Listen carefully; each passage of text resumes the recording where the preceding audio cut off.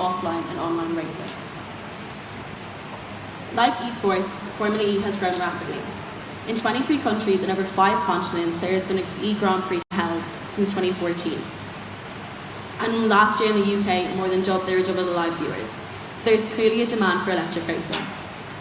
But who would benefit from a low-cost electric racing? Sola, a university student who is an avid fan of Formula 1 but cannot afford a Grand Prix. Helena, an eco-conscious solicitor who is organising a family holiday but does not want to break the bank. And Peter, an artist and a gamer who is planning a stag do for his thrill-seeking best friend. All these people want is an affordable, sustainable and electric experience. They also want basic entry and a safe experience. There is also one more issue facing Formula E. As the future is electric, but there is yet to be a junior series to usher in a new era for Formula E. What if we could solve these issues? What if we could appeal to our consumer bases, but also usher in a new era of Formula E?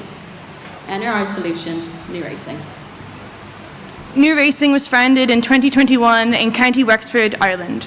We design and manufacture affordable electric single-seaters, and we pride ourselves on our 3 company pillars: technology, sustainability, and diversity and inclusion. We are determined for women and people of colour to make up 25% and 15% at least of our workforce by our 2nd year of operation. On top of this, in the same period, we seek to achieve the Bronze Award from the Irish Centre for Diversity, proving our decision to champion an inclusive and accessible workforce. With these pillars in mind, we created the JTS. This competitive, affordable, and sustainable single-seater goes from 0 to 100 kilometers in 4.6 seconds. It has a 68 kilowatt motor and a top speed of 185 kilometers. The modular design of many of our core components ensures quick and easy servicing, as well as an easily integrated upgrade pathway. Additionally, our adjustable ergonomics, such as our pedal box and our harnesses, mean that people of various heights and weights can have the same safe and thrilling racing experience. These stats are comparable to many of the cars used in Junior Formula Series. Our 300-volt, 6.2 amp-hour or kilowatt-hour battery allows for up to 15 minutes of racing. Additionally, our integrated battery management system means that the battery can be discharged and recharged in a safe and controlled manner. Affordability and accessibility go hand in hand, and we achieve this with our innovative modular design. The entire battery system slides in and out of the car with only a single connector. Additionally, our battery segments can be individually removed for easier maintenance. For more mechanical specifications on our car, please see pages 2 of our supporting documents. But how do we stack up against the competition? Here, we compare our car to the Mitsubishi used in the ERA Championship. Our lap times closely match those of the Mitsubishi, despite it having the edge in acceleration and top speed. The JTS makes up for this with its lighter design, which makes it more agile in the corners. And crucially, our car is a third of the price. For more competitive comparisons with the JTS, please see page 3 of our supporting documents. We will produce our cars in our factory in County Wexford, Ireland, before shipping them across the UK and then into Europe. 95% of our off-the-shelf components will come from either Ireland or the UK. Plus, we will prioritize making sure many of our manufacturing processes, as many as possible, can happen in-house, which will reduce both cost and emissions. We aim to produce 25 cars in our first year, and this will rise to 160 by our 5th. Additionally, on top of this, we will have a customer service centre for our customers in the UK, based in England, on top of our factory in Ireland. Maintenance services for customers in England, Scotland and Wales will operate out of this factory. Meanwhile, customers in Ireland and Northern Ireland will be able to avail of maintenance services from our Irish factory base. Being based in Ireland does have plenty of advantages. We have full access to free trade within the EU, as well as closer proximity to the Northern Irish market. We are based very close to Rosslare Europort, which means that we can ship our freight by ferry across Europe, which keeps both costs and emissions low. And crucially, Ireland's low corporate tax of 12.5% means that we can continue to invest more and more in our research and development. So now you know how we're going to build the car, but how are we going to get it on the track? We want to build connections with our consumers and bring consumers from different walks of life into motorsport through B2B and digital marketing. With our offices in the UK and Ireland, we will be able to ensure personal buying experiences and maintenance experiences. Consumers will be able to come to our offices, speak with our staff and observe product testing. Another key facet of our business plan is our maintenance subscription. This provides peace of mind for track owners. Our maintenance subscription is €1,000 per year, and we will come on site and fix any issues from several of our locations. Another aspect of our business plan is consumer engagement. We want to engage with consumers and make them feel as if they are participating and engaging with us. We will do this with social media and our social media platforms. We will celebrate holidays like Pride Month and Eid, and we will post short-form content which allows our consumers to participate with us. As important as our online aspects are, we also want to promote our offline initiatives. One of our initiatives we will launch when we are a more established company is New Futures. This is an internship program which prioritizes interests over experiences. We will pay our interns for their hard work and their efforts, and we will have non-traditional hiring practices. We will attempt to be as flexible as possible when hiring, as this gives people a better opportunity. Another initiative of ours is to partner with Formula Female. We will host workshops and come to secondary schools and educate girls on e-sport. A third initiative of ours is to become a Racing Pride industry partner. We will host workshops in conjunction with Racing Pride on inclusion and diversity, and we will also ensure that female members of staff will be able to have sanitary products and include pronouns in our emails. So what can you expect from us in the next 5 years? In year one, we will begin production by targeting UK and Irish chefs. We will develop regenerative braking and aerodynamic packages which will develop our car. This will be really important when we are in our discussions with Formula E. In year 5, we will have increased manufacturing in order to meet the demand as a result of our contracts with Formula E. We will also have launched into the European market and have brought in a new era of Formula E with our junior series. Your initial investments will lay the groundworks for New Racing's continual success. As we move through the finances, we encourage you to look through pages 4 to 6 of the supporting documents. We project that our net income will grow steadily over the next 5 years, with the majority of our capital being used to start operations in our first year. Wage expenses and raw materials are the main contributors of our losses in year 1, but expanding sales will result in profit by year 3. Our revenue is split between the sales of new cars, our maintenance subscription, and the sale of extra battery packs. This variety provides investors with extra security. In the long run, secondary revenue streams such as upgrade packages for existing cars will also provide additional income. In summary, we are looking for €150,000 to supplement owners' equity and private investments. The project is valued at €800,000 with a discounted payback period of 3.5 years to external investors. The proposal also offers 20% inflation-adjusted IRR. Thank you so much for your time. We will now welcome Pavel, Connor, and Darren on stage, and we are happy to answer any questions you might have at this point.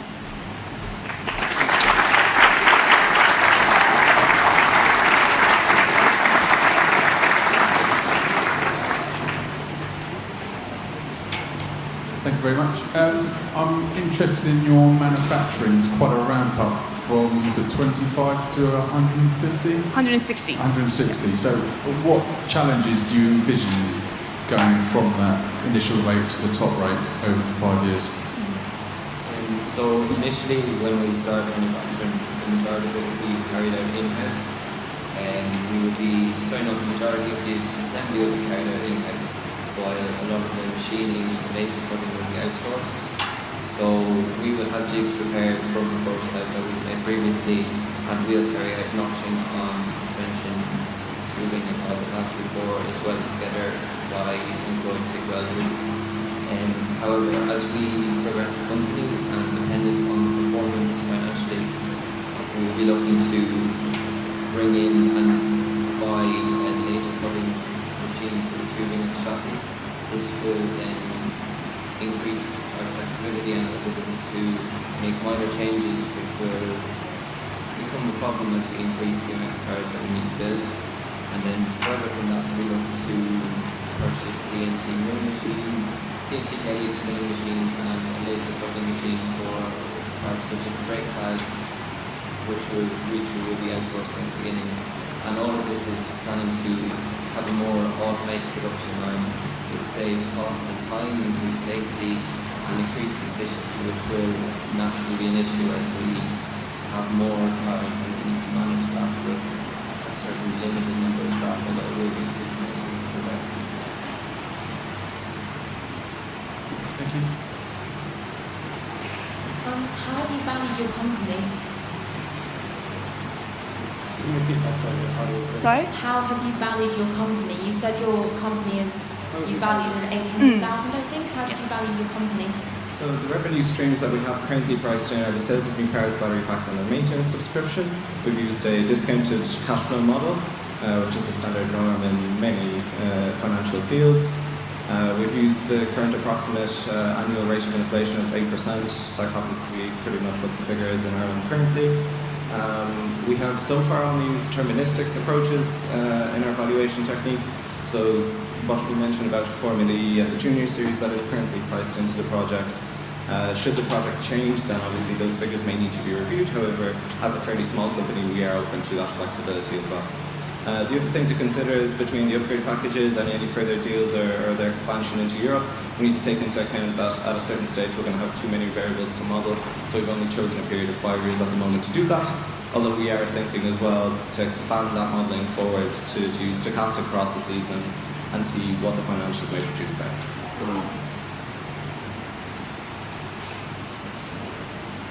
You mentioned you had two facilities, one in the UK, one in Ireland. Are they both going to be manufacturing assembly facility, or is one just a stock warehouse? So we'll be manufacturing pretty much everything in our factory in County Wexford in Ireland. The facility in the UK will be primarily for customer service, so it will be factoring heavily into our maintenance subscription. If customers in UK tracks have any issue with their car, we'll prioritize doing it on site, fixing anything we can on site. But if it's something larger that we wouldn't be able to fix on site, the customer service center will have the equipment for us to be able to bring that car back to that service, and we'll have the staff there to be able to carry out any maintenance needed. It will also serve as kind of a sales support place for UK customers, and if anyone has maintenance questions or anything like that, that will be its focus. Thank you. Fantastic. Thank you very much. Thank you. Can we all have a big round of applause there?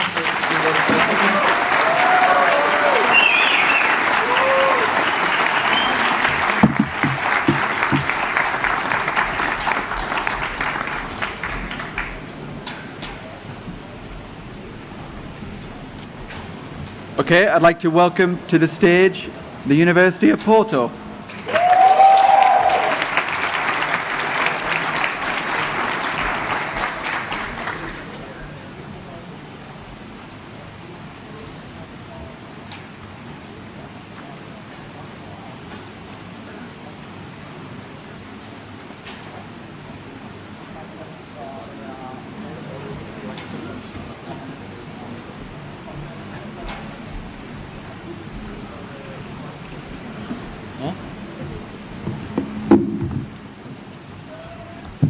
Testing? Yeah.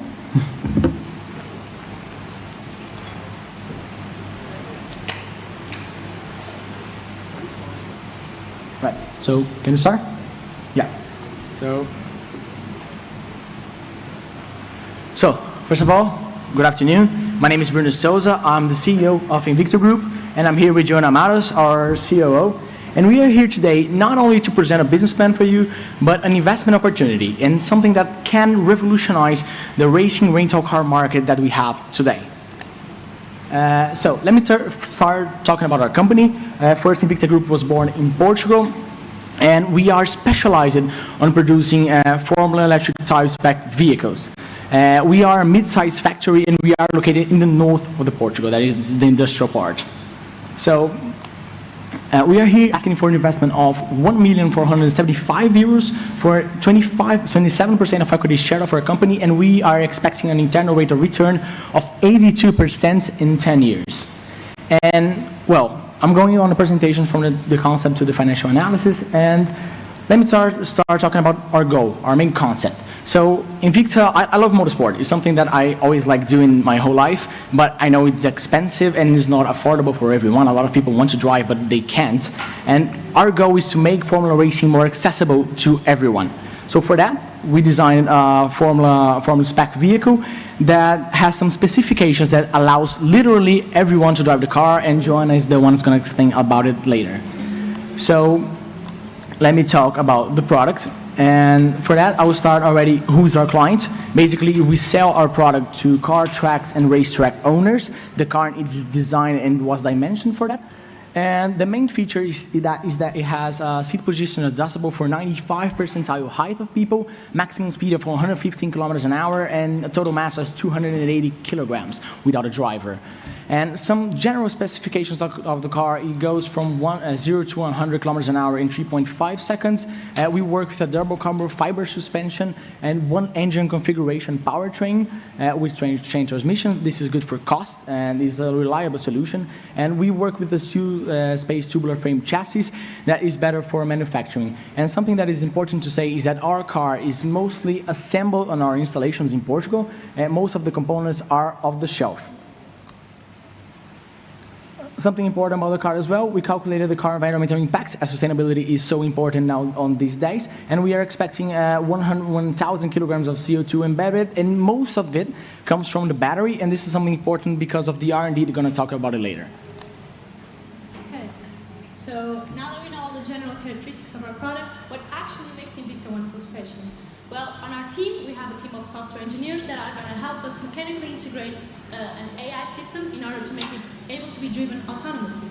So our goal is to make Formula racing for everyone and from everyone.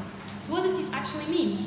Well, if you imagine someone that has grown up with a dream of actually driving a Formula car and has grown up just watching every race and actually wants to feel this adrenaline for the first time, but they don't have the opportunity to do this, whether it's because of the mental or physical disability that they have. Well, that's why we're here today. We want to make this an accessible opportunity for everyone. So how do we do this? How do we make this a safe experience for everyone? Because it has to be safe. So we divided our system into 3 levels with increasing level of intervention. So we go from low level to a high intervention level. And the low level, basically everyone, almost everyone can drive it, that has total control of their motor skills. But on the high intervention level, there's almost no need for input from the driver. So these 3 levels make it a safe option so that everyone actually can drive our product. And how do we make sure that we can have these 3 levels? Well, we're going to incorporate into our workforce people that have these disabilities in order to collect the data in the software development process to make this a well-developed software. Well, now, how do we know that there's a market for us? We evaluated the Formula E cumulative audience, and as we can see, and as we all know, it has been growing over time. Of course, there's a gap in 2019 and 2020 due to COVID, but the values are exponentially growing. Also, on motorsport broadcasting, also shows good values. And it's important to also mention the electric strength, as we are an electric vehicle. And as we can see, there's an increased support on audience members in Formula E. And this is great for our product because it shows that there are people, there's a demand in the market for us. For the market opportunity, we are based in Portugal, so it's important that we start there in the Iberian Peninsula. And it's a good thing because we have 82 karting tracks and 21 autodromes, so there's a good base for us to start. Of course, we'll develop into other European cities. Okay, but now, how do we know that you choose our company? Well, we know there is the standard card, and we know that there's a supercar available right now. But why not go for an option that is cheaper than a supercar, but also less expensive to maintain than a standard card? Now, for our direct competition, we know that Invicta One is the less expensive out of the 3 direct competitions that we have in the market right now, and it's also an electric vehicle, and it also has the AI capacity. For the SWOT analysis, we noticed some strengths, such as our simple car design and a solid base in Portugal. But we know that there's a weakness in the terms of level of software complexity. There are some threats in the high level of investment and B2B market focus, but there's opportunities because of the growing electric bike rental market and low competition level. As for the risk assessment, we want to make sure that the car is able to adapt to the driver itself, and that's something that's very impactful. And also the mapping of these conditions of these three levels that we defined earlier, those are very impactful, and they have a solution that's very complex, but we know that over time our software will get better and more developed, so this will not be as impactful and the solution complexity will be lower. We also have the lack of scalability, retention of end clients, and guaranteed supply of sensoring. Now for the market strategy, we defined a 3-year plan. So as you can see on the first year, we're targeting, we're actually going door to door with these karting tracks and these autodromes in order for them to see our product and have us to reach out for the product. And we also are going to target the AdSense, because what you do when you want to look for a product, you search for it online, and that's where we want to be. We also have the engineering and automotive fairs, so we can actually be where the companies are right now. And on the third year is the large audience and demand events, which is our actual main goal. So, talking a little bit about the R&D and the company timeline that we are expecting. So first, focusing on the R&D, we are right now thinking about investing on sodium batteries. This is a new technology, is a safer technology that we have, and is less expensive than lithium batteries and much more environmentally friendly. As I said in the beginning about the embodied carbon of the car. And this will help reduce the car cost in about 8%, which will help a lot on our profit margins. And as we're going to see on the cash flow, as we calculated 2 scenarios, one implementing the R&D and the other one without implementing it. So, talking about the company timeline, we made a company timeline from year 1 to 10. Right now we are on year 0, waiting for the initial investment to jumpstart the company and producing the first models. We are expecting a break-even on our 3rd year, and on year 5, that's the first time that we are going to give you some options for the investors. It's going to be the first time that we will have an exit option of the company, and this is the year that we want to implement the sodium batteries. As Joanna said, the software is going to develop itself with the data that we collect as an AI software. And within the year 5 and the year 10, we expect to have a really well-developed software of autonomous driving. In terms of the investors' options that I said, we are expecting 4 options. The first one is the total exit option. That is not the one that we are looking for. The second one is where is a partial exit when you remap your risks as investors on the market. But the option number 3 and option number 4 are not only good for us, but good for you, as you maintain your position or increase your position on our company, as that's the best way for you to have that return on investment that we were expecting. In terms of financial analysis, just to finish the presentation, we calculated 2 scenarios. This is not going, yeah, right now. So the first one is the implementation of the R&D, and the second one is a base scenario, selling 45 units per year of the car. The R&D implementation scenarios from the year 5 help reduce the cost of the car, so the profit margins grow, and we have a better cash flow on this scenario. Going for the investment plan to finish the presentation, this is related to the 1,475,000 that we are asking. 4% going to marketing, 20.5% for employment, 30.5% for the operations of the company.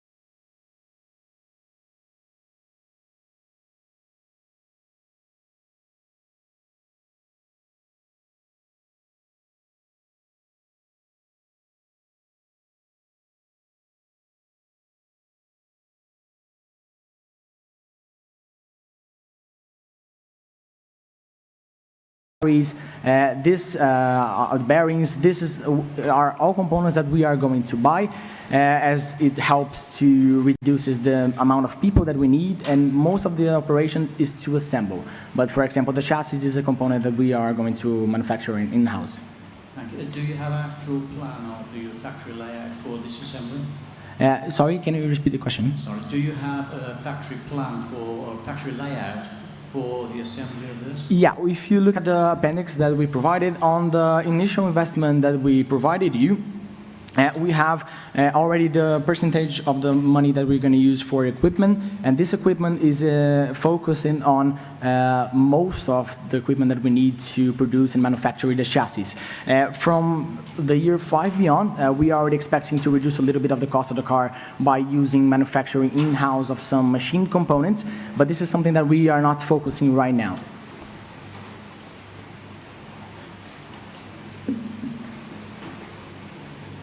Brilliant. That will end the questions. Thank you very much. All right. Thank you very much, Rob.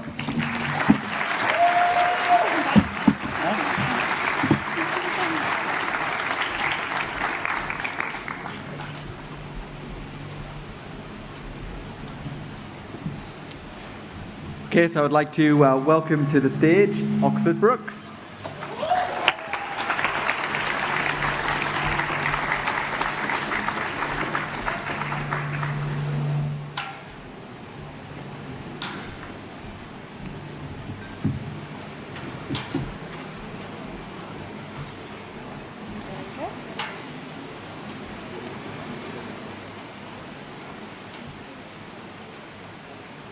Ready?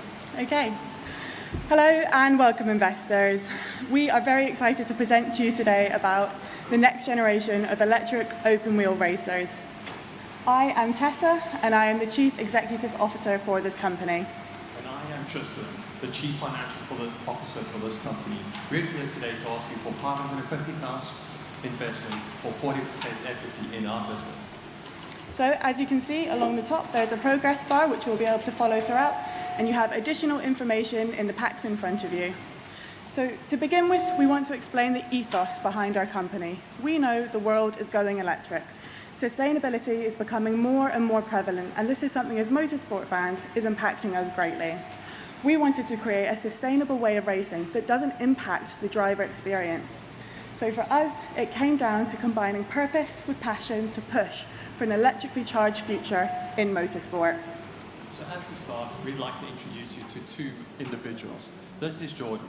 He founded and runs a successful electric bike company and is looking for a more sustainable way to race as he lives by this business ethos. On the other side, we have Alice, a student with a love and passion for motorsport. However, due to her circumstances, she cannot afford the opportunities to race the same way that Jordan does. At OBR Blitz, we are here to make a vehicle accessible to everyone, from the casual weekend racer to supporting someone's next career in motorsport. As currently we know, there are 68 million people living in the UK. From the age demographic of professionals working 19 to 64, we have found that above £80,000 earning, there is a 15% interest in motorsports. From here, we determined that there were 230,000 people that will be keen in our business, and we're excited to tap into this wide target market. And so then, applying the same metrics to young people in low-income households that are interested in motorsport, we have found 34,000 young people directly affected by financial barrier into motorsport.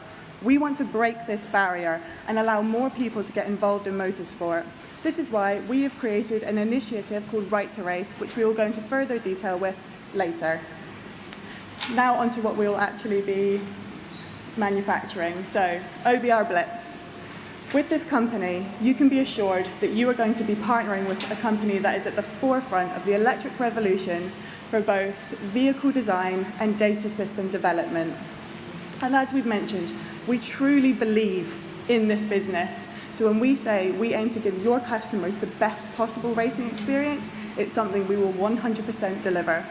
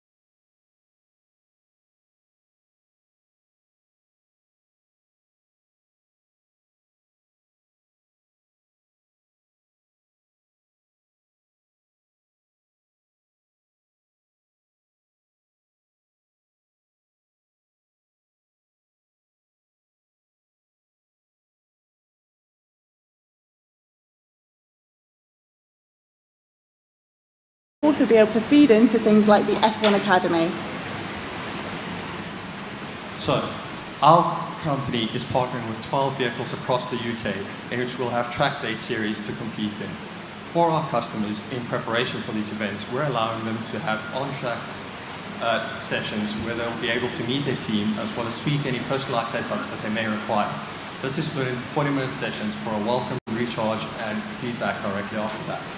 Your on-track team consists of your senior engineer, 2 apprentices, as well as a consultant to ensure the on-track capabilities of the driver is met.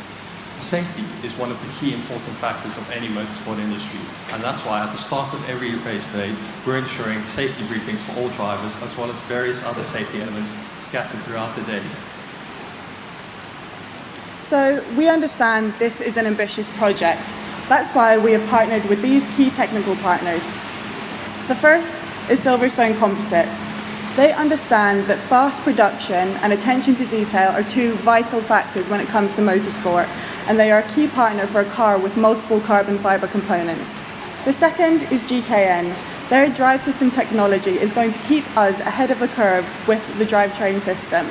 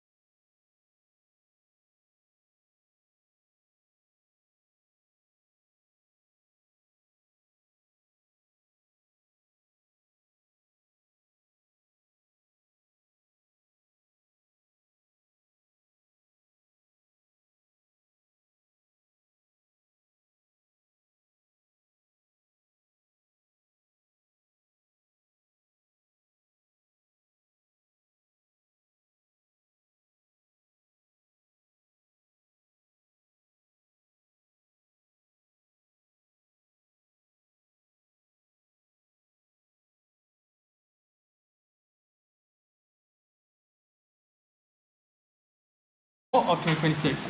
For more information, please view handout page 5.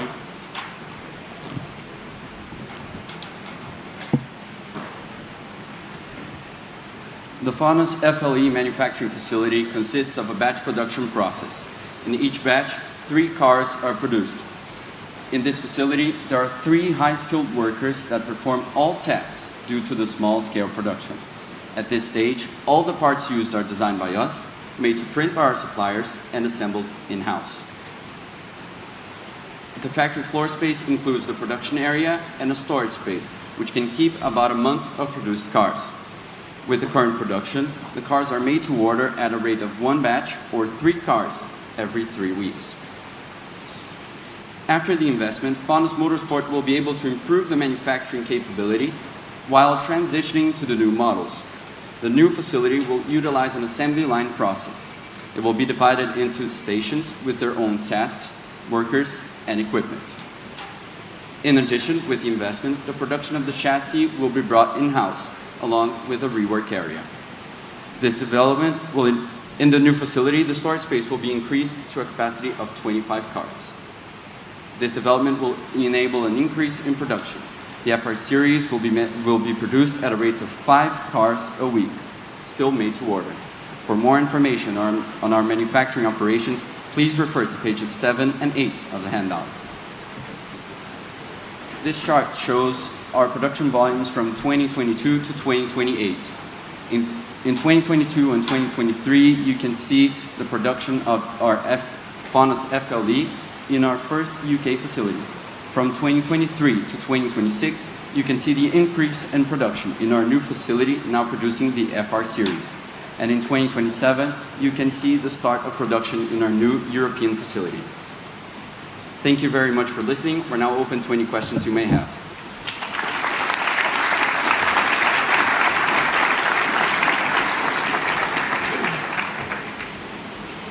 Thank you. With your expansion plans, what's the biggest challenge or risk you envisage in moving to Europe?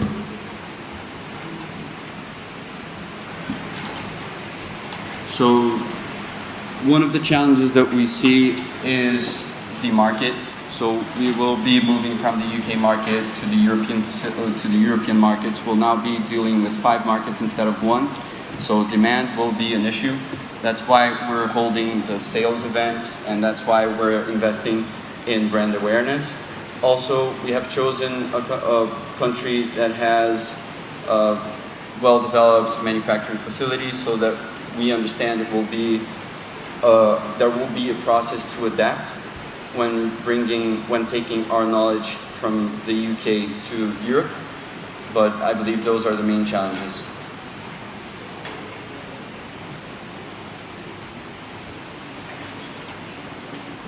What do you have in view of your design of the vehicle to cater for different sizes of people, different styles, invalid people, for instance, for diversity? So the design one of the main USPs of our vehicle is that it is electric, so therefore more sustainable. We have 2 models as well, so we're aiming to have an entry model that is the FR1, and then the following model that is the FR1S. So those are 2 differently priced models. Also, in terms of the diversity from different backgrounds, we have included the subscription option, which you'll have less use of the car, but you'll still have the option to purchase it. But straight in terms of those are the main features. Brilliant. That will be the end of our questions. Thank you very much. Thank you.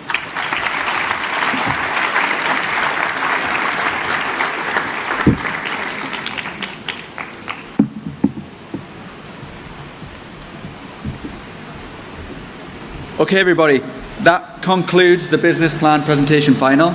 If we could have one big last round of applause for these teams who've done so well.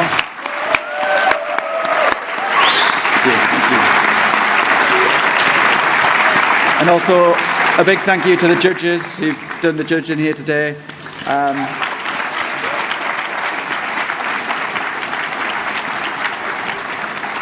And now, unfortunately, you're all going to get very wet. So Good luck. Enjoy the rest of your day. Thank you.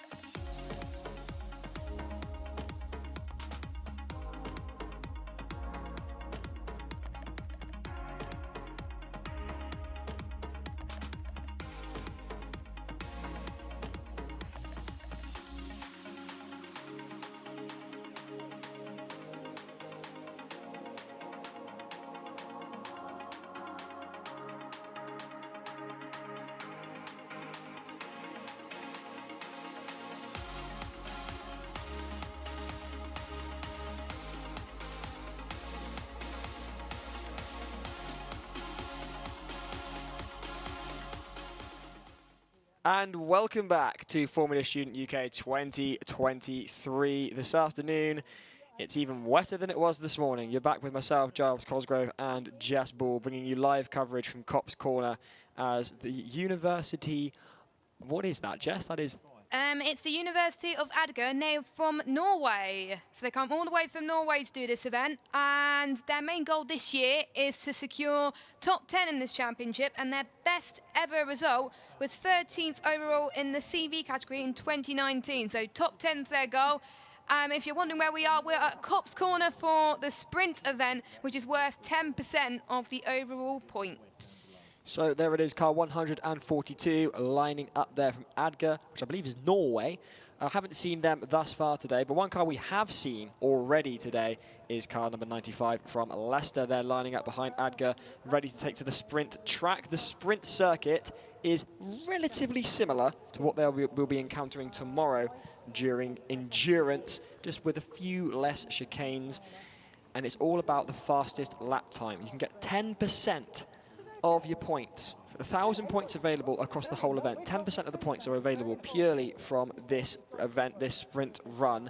But do bear in mind, you will incur time penalties for every cone you hit.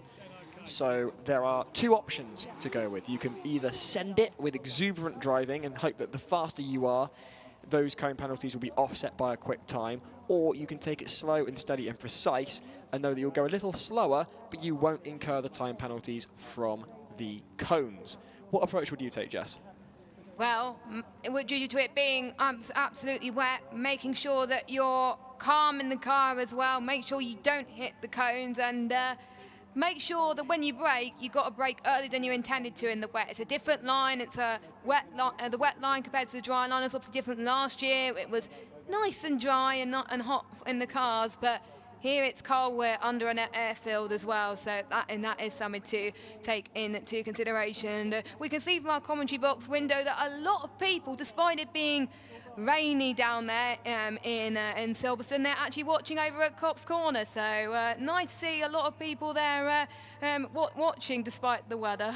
You're very, very brave souls over there in that grandstand. Somewhere over there is the Pete family, so big shout out to the Pete family if you are watching from Copse Corner. Noah's mum's fantastic. Most of the point, it is absolutely soaking wet out there. Soaking wet. Not even weather for ducks, weather for fish. The course marshals declared it wet earlier today, so drivers will be required to race with wet tyres. So frantic tyre changes taking place earlier, late in the sprint run. In fact, late in the acceleration run, they were running around the cars, changing onto wet tyres. And we're in a different position this year to what we were last year. We can see a wider angle of the circuit. I'll try and talk you through it, because I don't think you've seen the sprint circuit before, Jess, have you? No, I haven't. Exactly. So they enter from the pit lane where the drivers are queuing up right now. So you can see there, of course, car 142, 95 from Leicester, 111 from Wolverhampton. They are the first three cars to be competing in sprint today. So they'll enter onto that. They'll enter a fairly fast-paced straight into a chicane, heading down towards the far end of the Copse Corner, where they'll complete a hairpin turn, followed by a couple of S's down, bringing them back the way round through towards another hairpin turn towards the entrance to Copse Corner as you drive it, and then you bring yourself right back, and you can see the checkered flags there. So it sounds relatively easy. It isn't. It really, really isn't. And off they go then. We're off to the first start. Leicester. In fact, no, it's not. It is Agder. Agder take to the track. You on board with them now as they go through the first chicane. Looking very tight and tidy there. No cones hit thus far as I can make out. Here comes the second chicane. Keeping it slow and tidy. I can see the front track through the first slalom then. This tests the handling of the cars. Looking fairly planted there as they barrel down through the rain towards that hairpin turn. Keeping it neat. Oh, there we go. Nicely done there from Agder. Align Racing, University UIA. Slowing down there. They might have clipped some cones in that moment. Through another chicane there.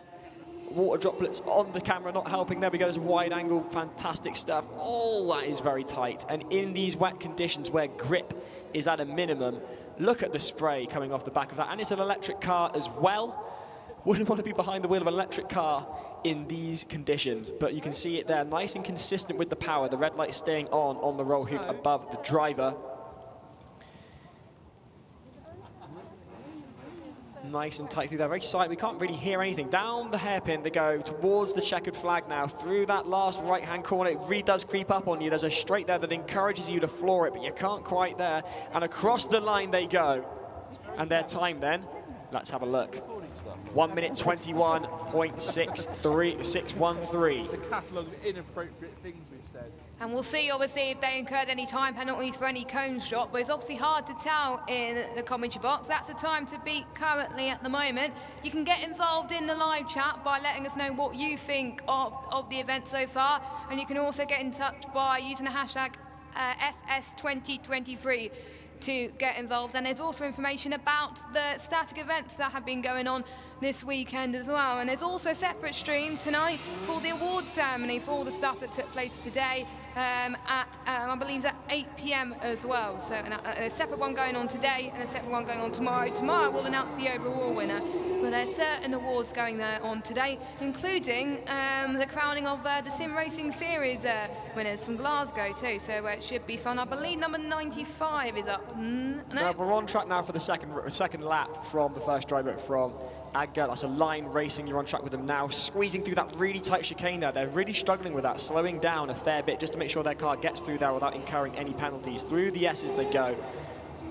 Looking really quite planted here, liking the look of this car. There's no aero package to contend with, no worries about clipping cones with a wide front wing, sweeping through there. I can see it from the commentary box now. Not a lot of roll there, so a very planted car, very firm to the track. Also a happy birthday to Bradley Collins, and Eddie Williams says, love the onboard cameras. We do too, haven't had them for a while here at Silverstone. We're back now with them, and we are all the happier for it. Through that last hairpin now, looking very neat and tidy. Could this be faster than the 121.6 they set earlier? We'll find out in just a second as they cross the line then. What have they got? Adger, a line racing. It is 110.986, a near 2-second improvement. Fantastic stuff from a line racing. That is the second of their runs completed. I think that was a lot better, and as you can see, they're a bit more comfortable with the track now, so of course they'll be a bit faster as well. They know where to go as well. They know where the line is in the wet, 'cause not many people have driven it in the wet in the Warren Formula student, so we'll see if the times can go up. They do have a few runs in the sprint event as well. This event is going on till 6 p.m. tonight, so hopefully we'll have a lot of action, but it is raining, so understandable if they want to do some other events first. But just to bear in mind, if a cone gets knocked, we will be notified if a marshal holds the cone up, so we'll be able to see if they get a time penalty, because we'll be notified. But so far, doesn't look like any time penalties have been given out, but I'm sure someone will tell us if they are. Up next is University of Leicester, number 95. Leicester off then, they're away. The first internal combustion car for the sprint event, taking it nice and steady down towards the first chicane. University of Leicester Racing. 95 is the number on the side of the car. Ka-chow. You know exactly what I mean. They're going through the chicane, looking very neat and tidy. Those real thick, high tread, wet tyres on the cars as mandated by the racing marshals. Through the slalom they go, barreling down towards the end of Copse Corner for the first hairpin. Looking really good here. Are they on course to beat the 110 set by Adger is the question. We'll have an answer for you very shortly. Taking it a little gingerly, but you would, wouldn't you, when there is that much sitting water on the track. Look at the spray leaping up from the tyres. The driver's visor covered in water. We go to the onboard, you'll just be able to see how wet it really is. Looking a little squirrely through there, just trying to maintain as much grip as possible when really there is none. Going past the commentary box now towards that last hairpin, through the slalom. No cones as far as I can see thus far, looking really positive. They're a little bit of a lurch forward under a gear change. Might be a bit of a choice on the suspension setup. Round that last hairpin, heading towards the finishing line to complete their first lap. What is the time going to be? Across the line then. Cheering going round, that is a 123.346 for Leicester, cheering up from the team watching from Copse Corner. 13 seconds slower than the best lap set by the 142 car, but bear in mind, there is a chance for them to improve. They've got another run, Align Racing setting the benchmark at 1:10, but here we go with the second run for this first driver from University of Leicester.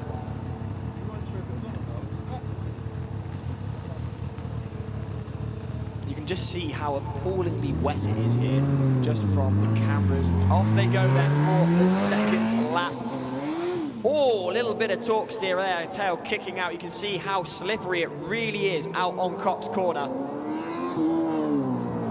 The driver knows the track now, and you can already see the confidence that has come with learning the circuit, especially in the wet. That's already looking a damn sight quicker than their 1:23 they posted just moments ago. Round that first hairpin. No aero to contend with on this car either, so no worries about clipping cones with wide front wings. The spray churning up as the tyres thunder across the sitting water on the track. Just got to hope the waterproofing's okay with that exposed power unit and exposed radiators at the back. I should think it'll be fine. Going through that little bit gingerly there. You can see it almost wanting to step out, but the driver just keeping it under control. Very nice from Leicester. Through the slalom, heading towards that last hairpin turn. Oh, look at the water just trenching the driver. I did liken these cars to baths on wheels earlier. Didn't realise I was being quite literal, but there we are. And across the line, what is the time? A significant improvement, 1:17.749 for Leicester. They'll have another opportunity with their second drivers 2 laps to improve on that, but a significant drop down there already. Good luck, Wolverhampton, go for it, says Liz Fox. Grace Braithwaite says, go Leicester, and hope the rain test was as wet as this, says FM. I don't know how many teams have done wet testing.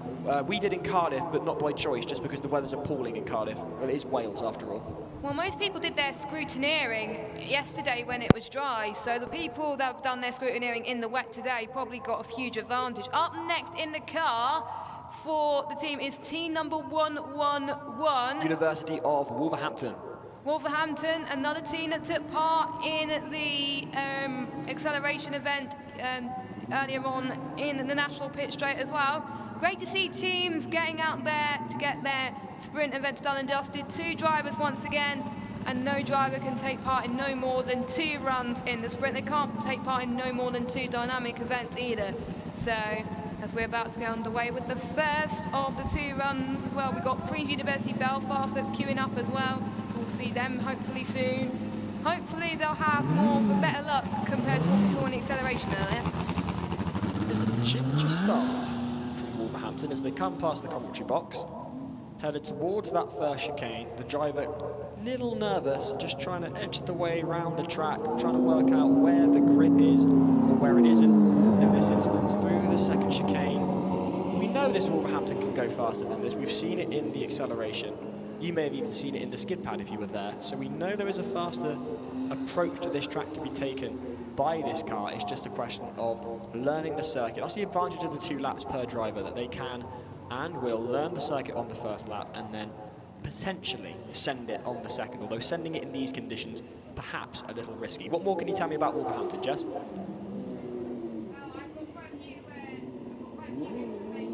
We've got quite a few information about Wolverhampton. This is Wolverhampton's 8th year of entry, and it's aiming for best ever finish once again. They've got a brand new set of Multimatic DSSB corner dampers because their Formula Student Financial Award, as we see them past our commentary box going through the course as well, and quite a few sponsors they've had for this year, and it's the 2nd year of their transition to a 2-year design and build cycle. So the next car that we're seeing next year, well, they would have started this year. Exactly, and I often think that that's probably the way to go, is that a 2-year design cycle is a very good idea for Formula Student, because you can see what's worked and adjust the design accordingly based on the car that was already in development whilst you were racing the previous one. Meanwhile, they've gone through here with a very slow time of 1:34.18, and I know for a fact that they can do better than that, and they will want to do better than that. But having said that, the conditions are so appalling out there, the conservative approach may be worthwhile, because at least you're not getting any cones, or potentially risking an accident, which you could do when the grip is so lacking. You've got those multi-matic shocks on the car, especially developed for Formula Student, multi-matic and local company. Green light, sending them out on track for the second lap for this first driver from Wolverhampton, and immediately there's more power there. Clearly the first lap was being used as a sighting lap. Look at this already, the pace improving dramatically from car 111. Through the first slalom, they're about to go then. Those multi-matic shocks playing dividends as the car stays planted through the corners. Look at this, going through the first hairpin on the circuit at the very top of Copse Corner. Oh, a little bit of kick there from the tail, bit of torque steer as the rear end steps out. The driver just managing to hold it, coming off the accelerator a little bit. This car's very light, there's no aero, so as a little bit of oversteer can go a long way.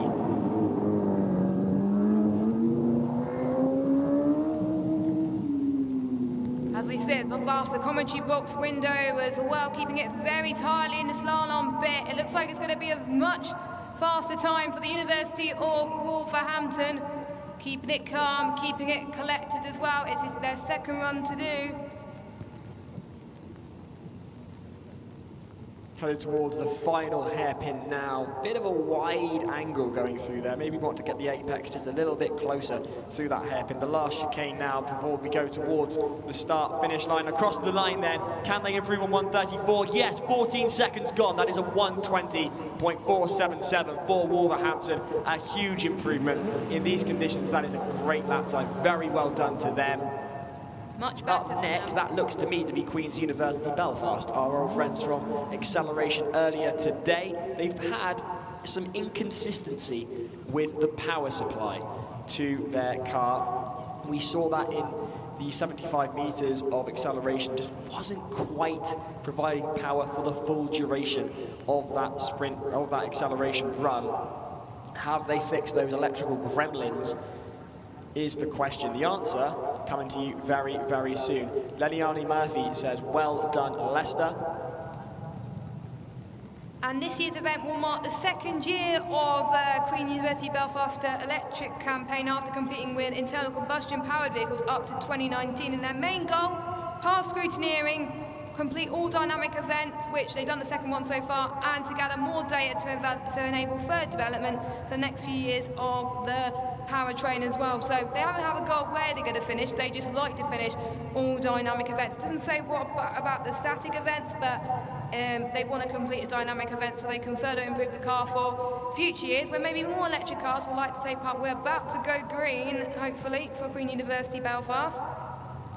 The red power light showing on the roll hoop above the driver. Can that red power light keep flashing for one whole lap? Let's find out. Looking pretty rapid off the line there is Queen's University Belfast. You're on board with them now, going through the first chicane. I love this angle. It's a great angle. If you're not watching on the live stream, if you're listening to this on the timeline, get on the app.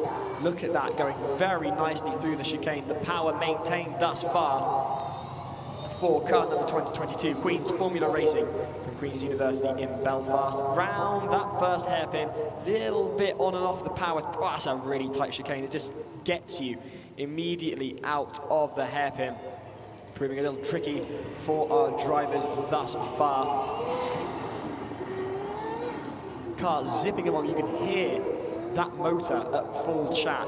It's a very different noise to an IC, but it's a noise we're going to have to get used to here at Formula Student as more cars this year have EV powertrains than internal combustion. Slowing right down, and that does look like it's a bit slower than they'd like, and there's no power there. And they stopped. Oh no. So another problem for Queen University Belfast. They had the power that stopped in the acceleration, and the problem seemed to happen again for that team. and completely regurgitated the issues it's been having throughout the day, and it looked so promising. It's certainly gone further than it ever did during the acceleration run, but now it looks to me like the power's just gone away yet again. The driver turning their visor up to try and get a better look through the rain at the dash, trying to plug in the car and say, okay, what's the problem? Please work. Begging with the car to give it some power. The marshal walking over now. Remember, tomorrow in endurance, if the marshals touch the car, it is all over. Jack Yude on the stream, meanwhile, says, great performance, Leicester, great design by Matthew Jeffries. Right now, we are looking at Queen's Formula Racing. And I believe the marshals might be being called over to move the Queen's University Belfast car. And we have one of the team as well coming over. Yes, indeed. Nice spot.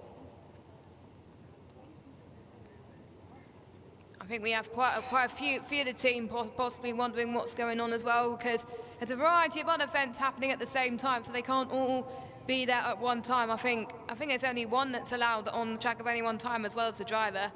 So I think it's more of a learning exercise, this event, compared to previous events, because obviously it's their second year in electric as well. But they can't afford to do this in endurance tomorrow, because otherwise their day will be over before it's even begun. But yeah, we'll wait to see the next car coming up soon. But for the number 22, it's not going anywhere, which is a shame. Real shame for Queen's Belfast. Luckily, we'll get another stab at this with their second driver. This might be the end of driver number 1's stint. Marshall's having a bit of a chat with the driver, who is currently sat there in the pouring rain, not somewhere I'd like to be. Hats off to all the drivers who are driving in these conditions today. They are manageable, but certainly not comfortable. Hats out to everybody that is in the rain today, who's been stood up for quite a long time, and us as well. We've been there, so I mean, at least everyone on COPS has got the canopy to sit under. Hopefully, looking at the weather forecast, it should have improved by tomorrow for endurance. Some showers expected, but certainly not the torrential downpours that we've been having today, which could put the cat amongst the pigeons in terms of qualifying, because bear in mind, sprint acts as qualifying for endurance. So if you get a driver who maybe isn't in the fastest car, but is excellent in the wet, they may post a faster lap time than they would have otherwise in the dry. Then you'll get cars that are very fast, but are difficult to handle in the wet. They'll qualify slower behind those, and bear in mind that the slower cars go first. And of course, we can't go wheel-to-wheel racing, because you need a racing pass for that.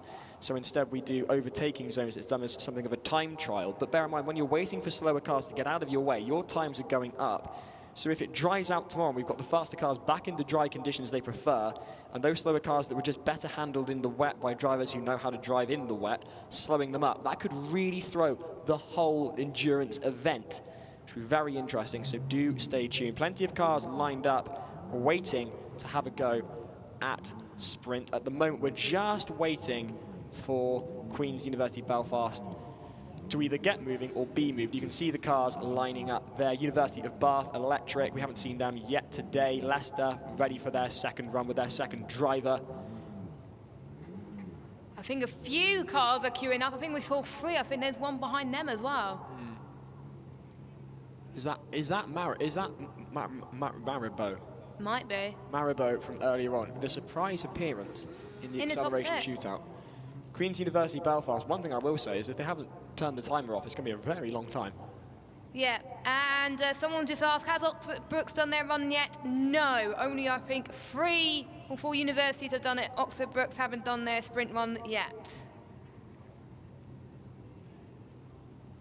I'm afraid to say I don't speak whatever language Ten Diego has commented here, but he said, Cuando sale lons a pista. I don't know what that means. David Lopez KO says, come on, men. O-M-A-R, I love you. Elsewhere, there's comment, Fern Nust University, a lot of love there. And David Lopez KO says, sign on my chest. There's a lot of love for certain people in this stream. Can't quite make head or tail of some of the comments here. Oh, God. But do keep them coming in. You can also get in touch with us in the commentary box. We're on Instagram, Twitter. You can follow the official Formula Student account. You can also follow Formula Student memes. We've got to talk about this. There was an account that's been... talking of things that are going on track, though. University of Belfast, Queen's University Belfast being pushed away by the marshals, absolutely gutting for them. The car clearly now in limp home mode. You can see it, the green light above the driver on the roll hoop.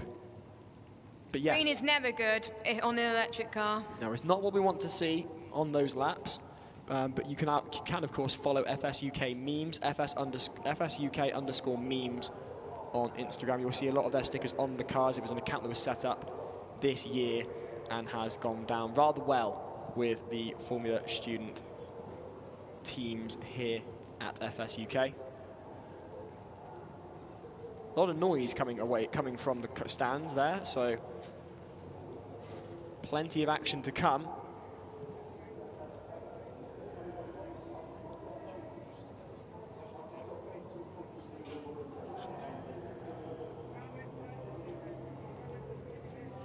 So just a heads up for anyone that is in the paddock as well, the provisional design results have been posted. So if you want to check the normal procedures for that, the design results have been posted, so you can find out where your university is as well. And I believe it's also on the Formula Student Twitter page as well, so if you want to check that out, please do so. A lot of love hearts in the chat as well.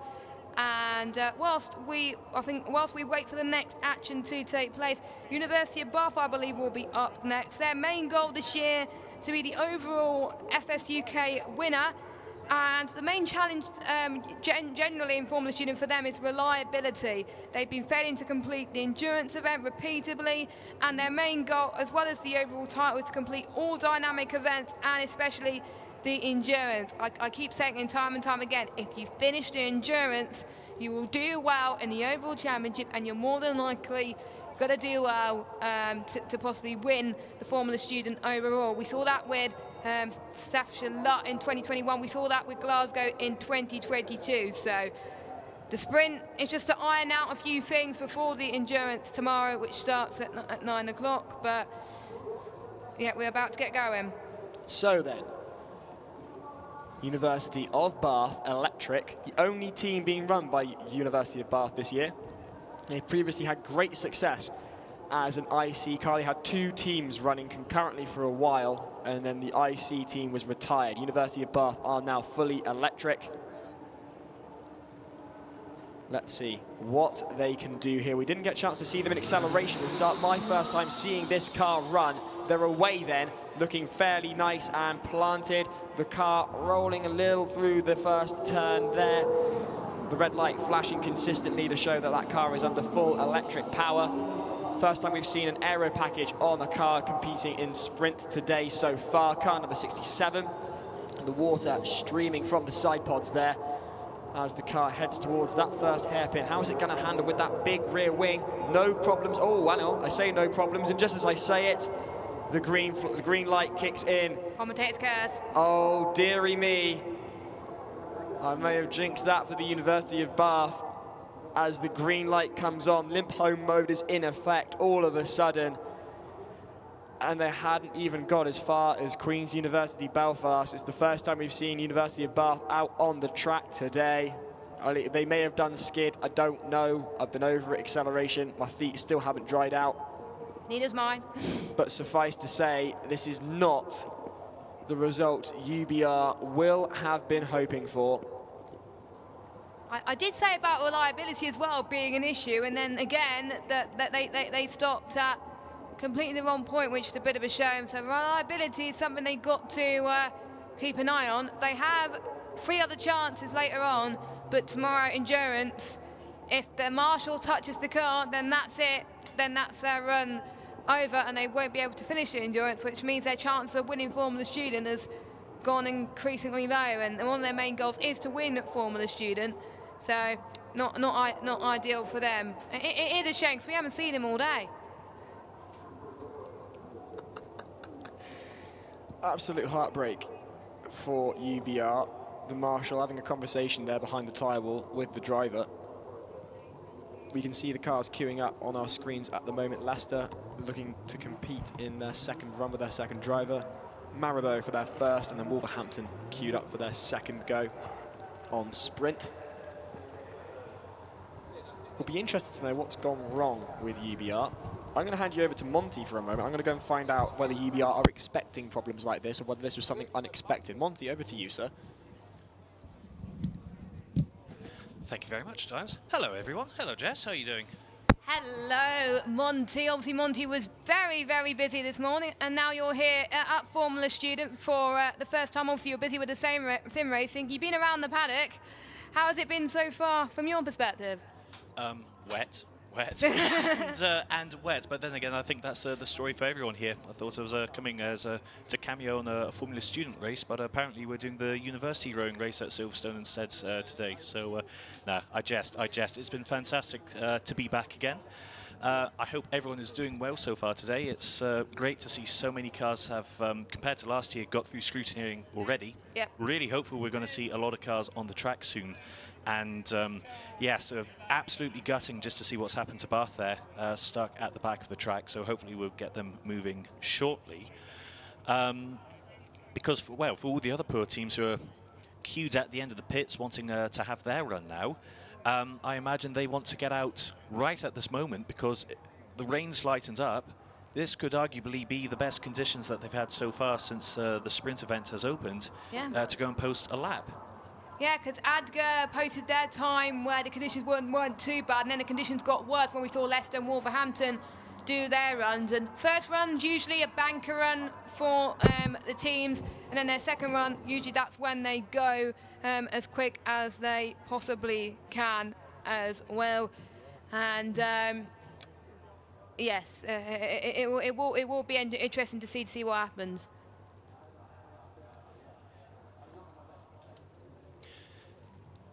I'm really feeling sorry for Bath now. No, come on, guys. Hopefully we'll see them back out again later. It's a shame because I think for a lot of the audience, what they think, obviously, we've got 4 hours of sprints going on at the moment, Jess, but obviously from the university's point of view, a reminder that they will only be allowed 4 attempts. So it's not like that they can get the car repaired, take it back to the garage and come back and do infinite runs later. That is essentially one of their 4 runs now used up. So from their point of view, absolute disaster.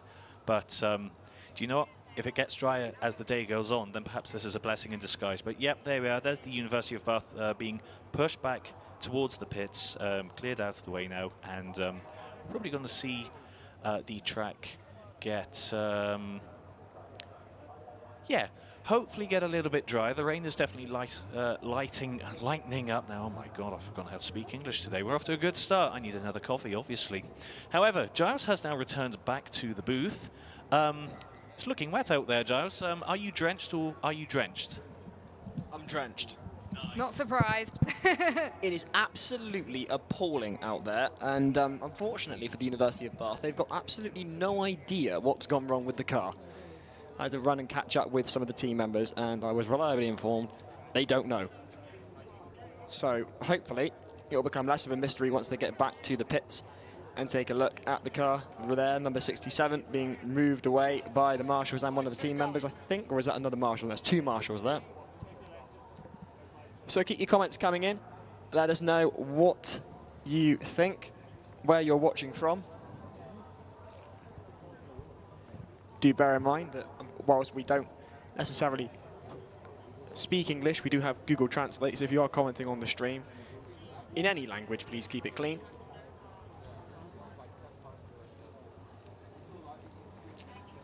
And I think for the number 67 car, they'll have 3 more runs to complete anyway, so it's not over for them, but for the first driver, there's only 1 more. And with them trying to fix the problem and find out what it is, if they don't know what the problem is, it's going to be hard to know what to fix.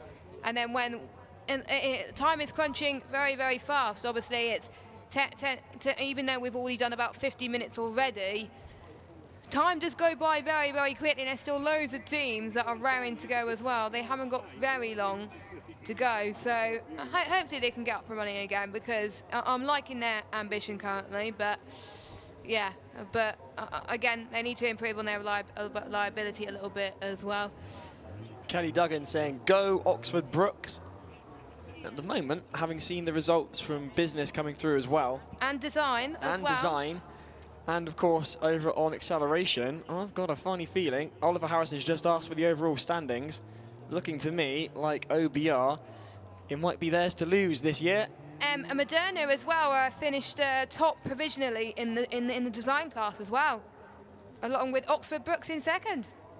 This is going to become an electric versus IC shootout this year. You can see it coming. Moderna from Italy with their IC car, and Oxford Brookes, their first time competing. I believe, Monty, you said it's the first time they've been on track in 4 years. Before the pandemic.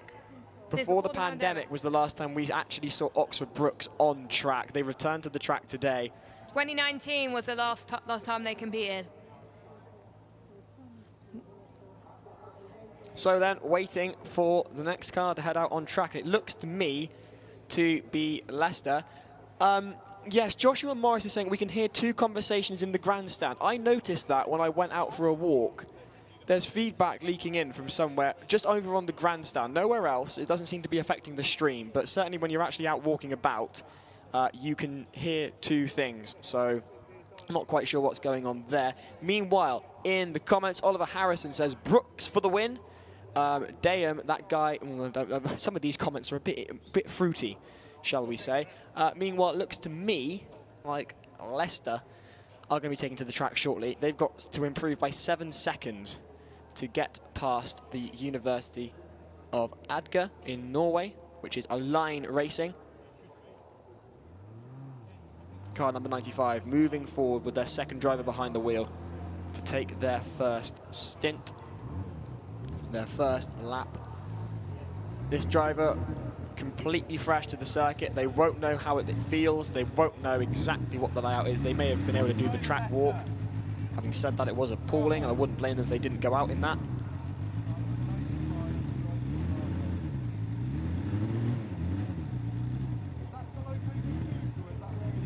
Driver having a conversation with the marshals, pointing to the red and green lights. Remember, they don't have to go until they're ready, the drivers. They don't have to go immediately off the line. They can choose to go when they want. As soon as they set off and cross the timing beam, that's when the timer starts.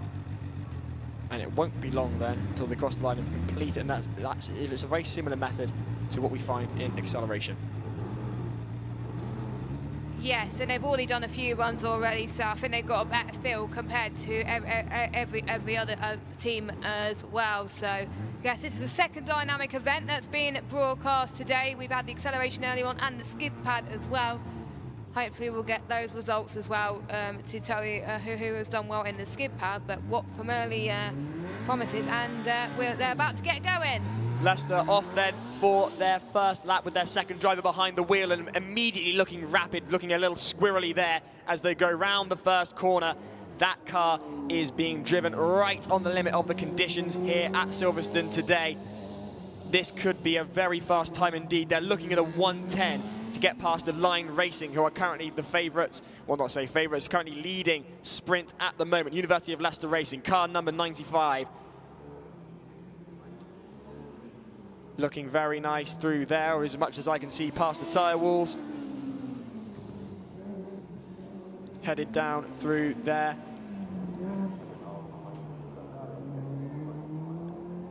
Nicely done, guys. This is looking a lot more promising. Look at that, flying down through the S's there, headed towards the last slalom to complete before that final hairpin that brings them round onto the finish straight here. It's really tempting to want to put the foot down, especially on that last little straight, but you've got to go around that real kink, that right corner that might just send you off, especially in these conditions. It proves difficult in the dry, let alone in the wet. What time can they post across the line then for Leicester? And the time is 1:13.670, a massive improvement of 4 seconds from the second driver for Leicester. 3 seconds to go before they are leading sprint. Turning round then for the second run. that is very promising for Team Leicester. I mean, I think they shaved 3 seconds off their time, which was absolutely brilliant. But I know with their second run, they get more of a feel of the circuit. I'm almost certain they could get into the 1:09. So for Leicester, I think they've got some fire in them to get going again. They're very keen to get going, actually. And we are going right now past our commentary box, and it's already a very much better start than we saw in the last run. And look at the power as well, a lot better, a lot controlled from the first one as well. So they know the dry lines, the wet lines compared to their first runs as well. They've already done 2 runs earlier on, so this will be their final bit of a lock run. up there. Yeah, a lock up there from the Leicester squad, but surely that won't phase them a little bit. Hopefully that hasn't lost them too much time. The time to get them into P1 is a 1:10.9, and this will help them in the endurance tomorrow if they get the fastest time today. A lot of spray coming up on the car as well. Past the commentary box, going through the slalom. This is right on the ragged edge of what is possible in these conditions. No cones as far as I can see thus far, but you can see this tail desperate to step out. The driver fighting for control round that hairpin, getting the apex. Nicely done there from Leicester. Car number 95 headed through the final chicane towards the line to complete their last lap of sprint across the line. What is the time then? 1:10.986, so close to the lead. It was that lock-up.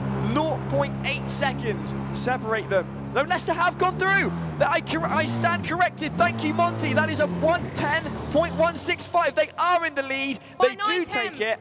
Maribor now out on track. If we can, there we are. Maribor, I should say. Maribor was a corner at a circuit. Can't remember which one. 135, the number. And I think that they're weaving quite a bit. Don't forget, if they hit a cone, they will incur a time penalty. Do you know by how much, or it depends on the severity of the penalties? Oh, they stopped. That's looking incredibly slow to the point of being static. Maribor have stopped just after the first hairpin out on Kopp's corner. They were looking rapid, looking very planted through the slalom. The slight roll, nothing to worry about. This, though, something to worry about. There's no power. We've seen Maribor have got a fast car. They made it into the final top 6 shootout in acceleration. But just looking at that they were never quite consistent over on acceleration. They've got the car going again now. That is good. Which is promising. But that lap time is going to be severely inhibited by that stop. So the question is, was that a stall or was that a loss in power that may rear its ugly head again later on, either today or tomorrow in endurance? If they're struggling to complete 1 lap, how are they going to do 25? The car 135 coming past the commentary box now, looking a little slower and more ginger. Confidence possibly knocked behind the wheel there for the driver through that last chicane. No cones as far as I can tell, Jess. I don't know what you think. I think looking very tidy. I think no cones hit for now. Imagine what the situation will be in the dry as well. Well, they're slowing down again, trying to. It just the acceleration is not helping at the moment, but they're going to finish their run very soon. Across the line then, what is the time for Maribor? That is a 2 minutes, 2.668. And they have got a cone. They have got a cone. A cone was held up by one of the marshals, so that is our first time penalty as well. But bear in mind, 2.02 isn't exactly competitive. Is there a competitive time in that car? Bear in mind, they were stopped for a good 30 seconds or so. If you take 30 seconds off that time, that's a 1 minute 32. It's still relatively slow. Can they get a quicker time out of that car? First time the driver would have seen this circuit, first time the driver would have driven a corner in these conditions. Bear in mind, acceleration was just a straight 75 meters. And it is quite tough in these conditions with the penalties as well.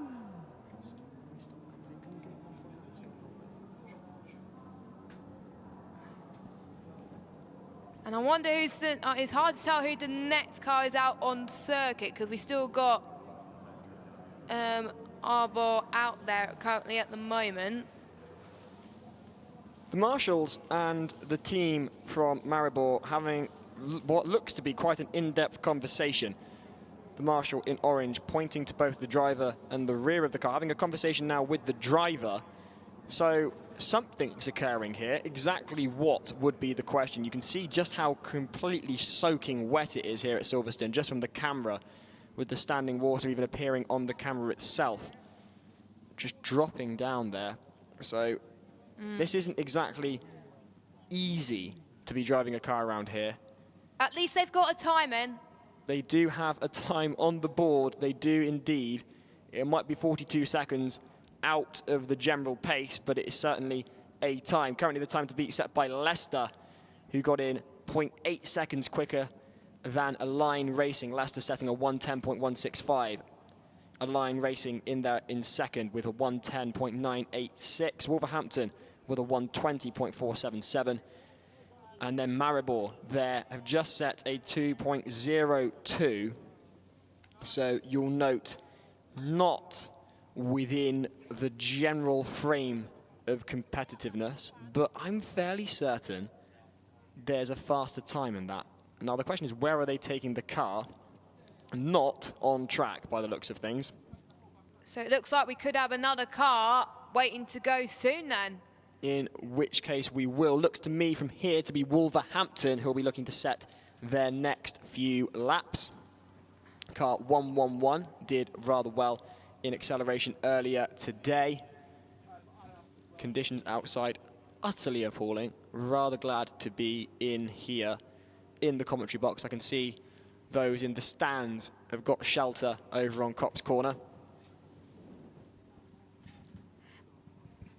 And it looks like as well, I'm going to swap over very, very soon in a second. But whilst we wait for that, we got a lot of brollies in the 111 car, so it shows that the weather is definitely may have taken a turn for the worse, but it has improved a lot better since the start. Around about 2 o'clock, it was chucking it down.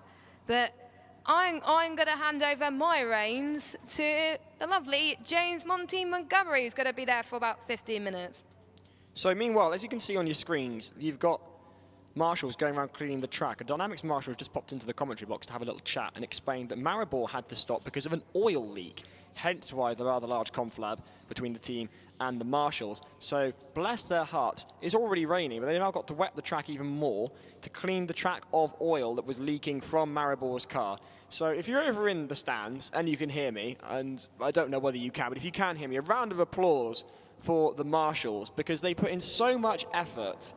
And of course, it's in the most appalling conditions. Without them, it would not be possible. I'm just impressed that a university team, Giles, has managed to find a way to make the track even more greasy and slippier than it already is, to be fair, so fair play to the university. It would be students. Of course. It would be students. It's always students who will do that kind of stuff. So, yes, no, these are the kind of things which you wouldn't see in sim racing, would you, Giles? So it's nice to get some real-life problems again. Yes, indeed. Myself and Monty have been commentating on the Formula Student Sim Racing Series for the past year.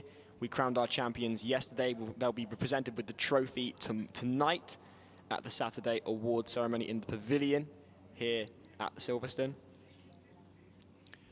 We've got one car left. Look at that, Giles. Look at that oil streak. Oh, how have we missed that? Rainbow-tastic. Fantastic. That is admittedly in the rain. We were talking about this earlier at Cardiff. We've done some testing in the rain. And anything that leaks out of a car looks worse in the rain. Oh, always, always, always, always, always. If it was dry, it would have been conveniently hidden.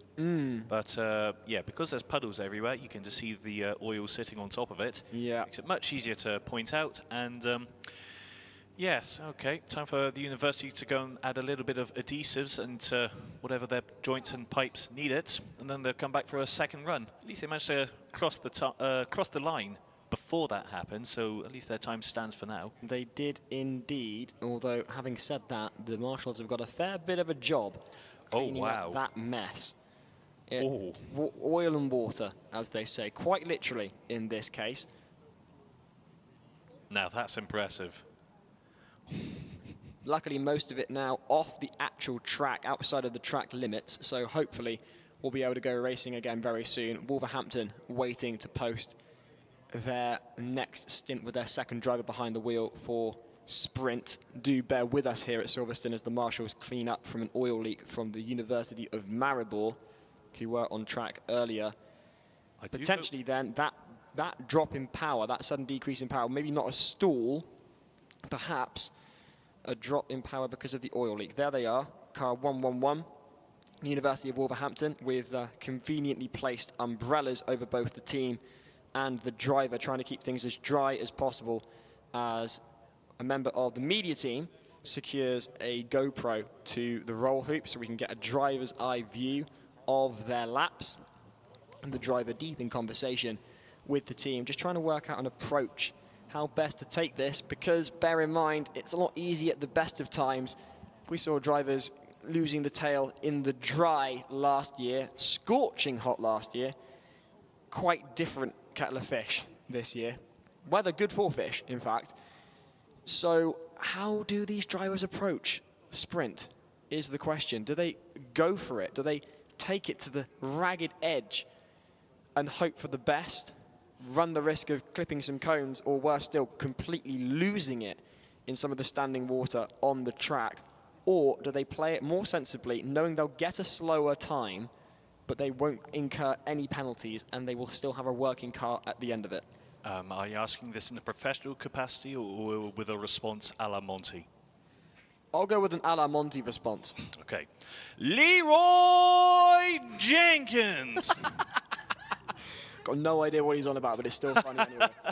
Hello. Jokes aside, do you know, you've got 4 attempts to do the sprint, Giles, so I think it's always safe in the first attempt to do it like a reconnaissance lap, see where the grip is, find the parameters of the track, make sure you know your dimensions of your car so you know what corners you can take really aggressively, because you'll find with some teams they forget to make the rear end of their car narrower than the front end, and so they get around the corner and then that inside back wheel goes and clips the cone and then they get a 2-second penalty that way. Exactly. So track width not always consistent between the front and rear. Absolutely. For me, the second attempt, gun-ho, go to the complete opposite end. You now have your conservative point of view, you've now had your really aggressive point of view, so that means when you get to your third and fourth attempt, hopefully you can now have the perfect lap. Though having said that, there's supposed to be 2 drivers doing those 4 attempts, so maybe they both have to find out that compromise for themselves. Yeah, a slow lap and a fast lap from each, possibly the way to go. That's our advice then here in the commentary box. On your screens on the stream, you'll be able to see in the background car 87 from Coventry waiting to do their sprint run, and then possibly the hot favourites to take this year. They're quoted as saying very regularly that they are one of the more successful FS UK teams. I don't recall whether they've ever won the event outright, but Oxford Brookes are at the top of your screen there, waiting to take to the track to do their sprint run. I can see at the back there is another car, but I couldn't quite see it. You're on board then. This is a view from the Wolverhampton car. The drivers and the teams looking quite anxious with anticipation. You can see, so the pink high-vis is for those that are helping with the engineering side of things. The green high-vis is those that are covering the car for media. Those high-vises granting track access or granting barrier access that you wouldn't otherwise get for team members. Apologies for the delay there, Giles. I was just having a read through the book to try and answer your question before with not the best of success, but I have to say I do agree with you, though. So far this weekend, I think it's got to be the comeback story, hasn't it? Oxford Brookes. They've not been... Oxford Brookes have... they've not passed scrutineering since before COVID, and this is a better comeback story than Elvis Presley as far as I'm concerned, because to see how they've come back, they've dominated everything they've turned up in so far. They mean business. Oxford Brookes, they're kind of one of the old school teams. They've been here for over 20 years. They know how to go winning. So I think the last few years for them have been very painful, but they took the gamble to go for EV. EV is painful. Every single team who has tried to transition from an internal combustion engine car to EV, they've had to go through that pain. It's everything they knew before, makes no sense now because electric vehicles are a very different kettle of fish to your internal combustion engine. So it's great to see Oxford Brookes back this year in such a strong position. As a former Hertfordshire alumni who were their arch rivals, this pains me. However, not to take that away, fair play, Brookes. Welcome back. It's great to see you back on the track. Exactly. So if you're new to Formula Student, you may not know the history of the team. So whilst we wait for the track to get cleared up, it's currently being cleaned from an oil leak. Let's go to an interview with Oxford Brookes. So we are joined here by Oxford Brookes Racing, and we're in good spirits despite our beautiful British summertime weather here, because we were having a conversation before recording this, and you are the first EVT team to pass scrutineering in one go. That's an achievement in itself, so I'm imagining the morale is pretty high in the team so far. Yeah, so far, I mean, it's been a huge step. The team in general, I mean, the last 3 years have been quite tough since we switched to EV, so we really made a big push this year to push ourselves to go and achieve scrutineering as quickly as possible and just get a running car. So to be able to beat the CV teams past scrutineering and be the first team to pass all scrutineering and just the first EV team in UK history to pass all scrutineering in one day, the team was elated. There's no question about it. The mood was beyond crazy. And I think, you know, we were sort of talking before and we were saying, you know, you've already won, but what does sort of the end goal look when we're coming in tomorrow? I mean, obviously the one is on track for endurance. Is that the focus so far, or you're aiming maybe for like top 5, top 10? I mean, obviously we try to do as best as we can. We race as well as we can do. I think the goal really is to finish the endurance. That's already a huge achievement as itself, right? To get a running car, that's huge already, and to be able to finish endurance, that would be such hard work just on track. The payoff would be amazing. There's really no words to it. I mean, being able to get a running car already is crazy, and I mean, even in this weather and everything, I mean, the moods are crazy high and really optimistic. So we're just hoping for the best and hoping we can really finish all the dynamic events. That's been the main team goal this year, to push ourselves and finish all dynamic events with a legal car. So awesome stuff. So as you can see here on the racetrack side, there's a little bit of sunshine in this cloudy weather. Oxford Brookes then, very positive about their chances here at Formula Student UK 2023. 4 cars lined up to compete in sprint. At the front, Wolverhampton, followed by Coventry there behind them. I think the teams are desperate to get onto the track now. There's a bit of tactics going on before Giles because the rain was lighter. The track was starting to dry up a little bit. It seemed like the perfect time for them all to come out. Whilst they've been queuing here, it's got heavier again. The puddles have got bigger. And of course, there's an oil slick on the track now. So best of luck to everyone who's about to go for a lap. This could be interesting to see. Big names though there. Wolverhampton, they're one of my favourite kind of underdog teams because I was having a chat with some of the students in the paddock, and apparently there's less than 10 full-time members there. So it's always great to see a small team get together and build something like this. This is what Formula Students is all about. It's about giving them the chance to apply this knowledge. And whilst in one extreme, it's fantastic to see what some teams can do with perhaps more resources and let their imaginations go crazy.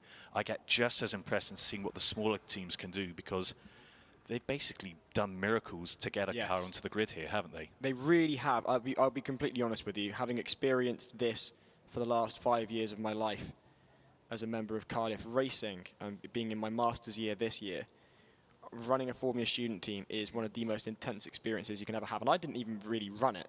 Hats off to Noah, who's been an absolute G throughout the year. And it's one of the most intense experiences you will ever have.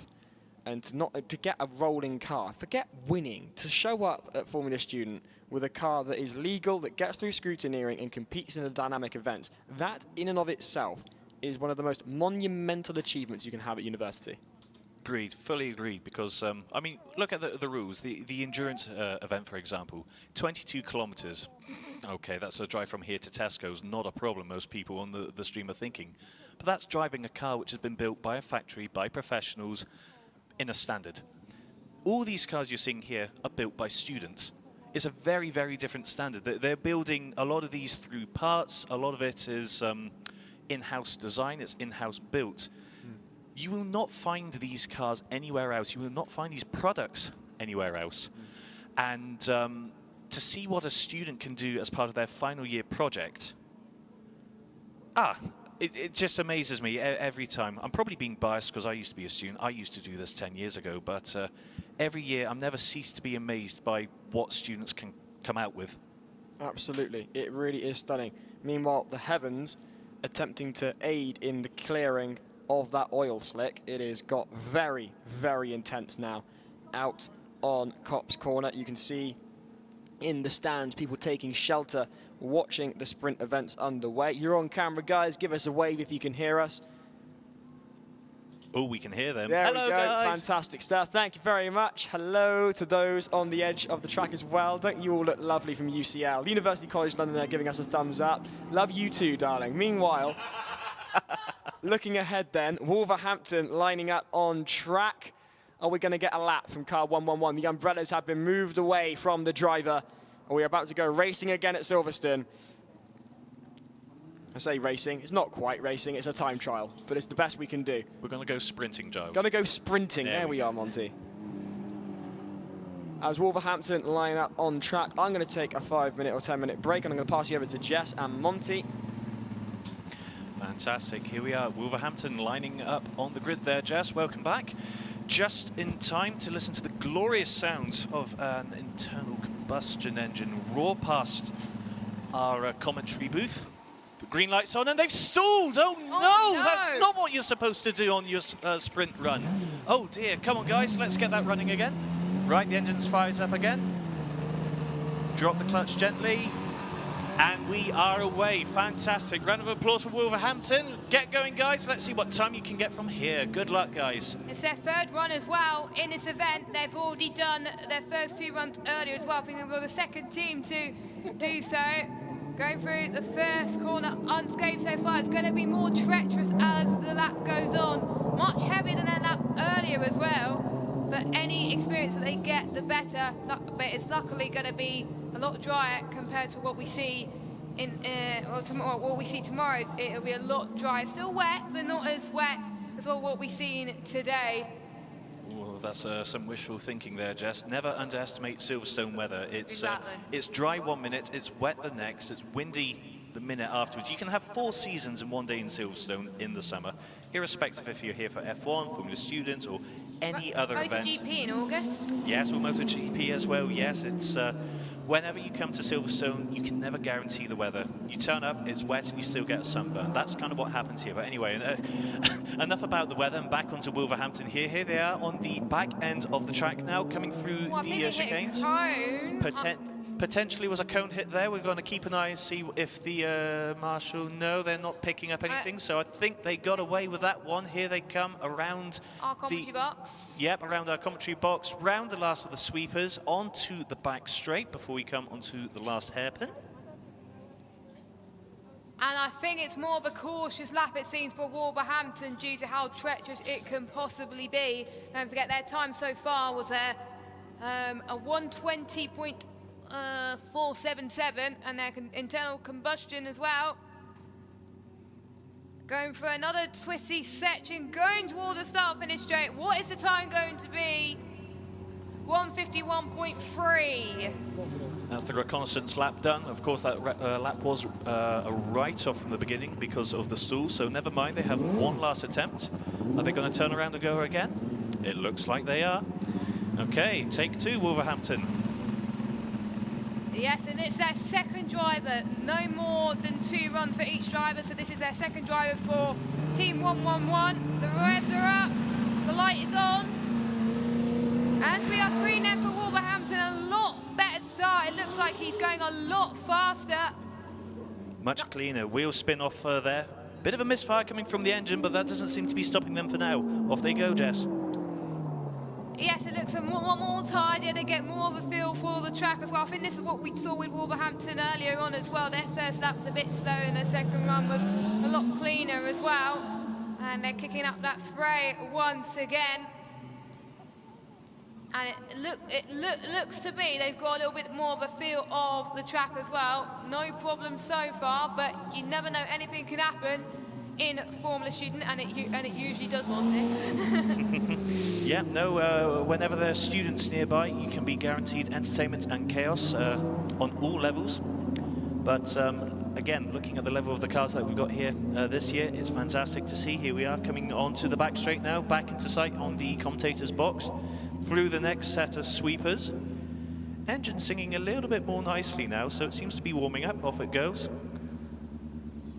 Around the back, a little bit slow though, so not a lot of grip out there. Not as confident, yeah, they're probably at that part of the circuit. It's probably not as grip as the other part, so.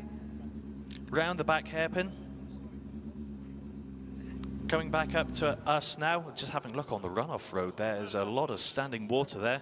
Here we are coming on to the back straight, coming over the finish line now, and that time will be a 1:31.536, so Wolverhampton have not improved their best lap time. I believe that was their 4th run, so their best lap time from the sprint event will be a 1:20.477. I'm looking at the circuit currently, the circuit that we're seeing closer to our commentary box, a lot drier than what we're seeing at the furthest to the circuit, which is probably why Wolverhampton was really strong at the first part of the lap, but once it got towards the end of the lap, they were struggling a little bit. And who's next? I recognise that car.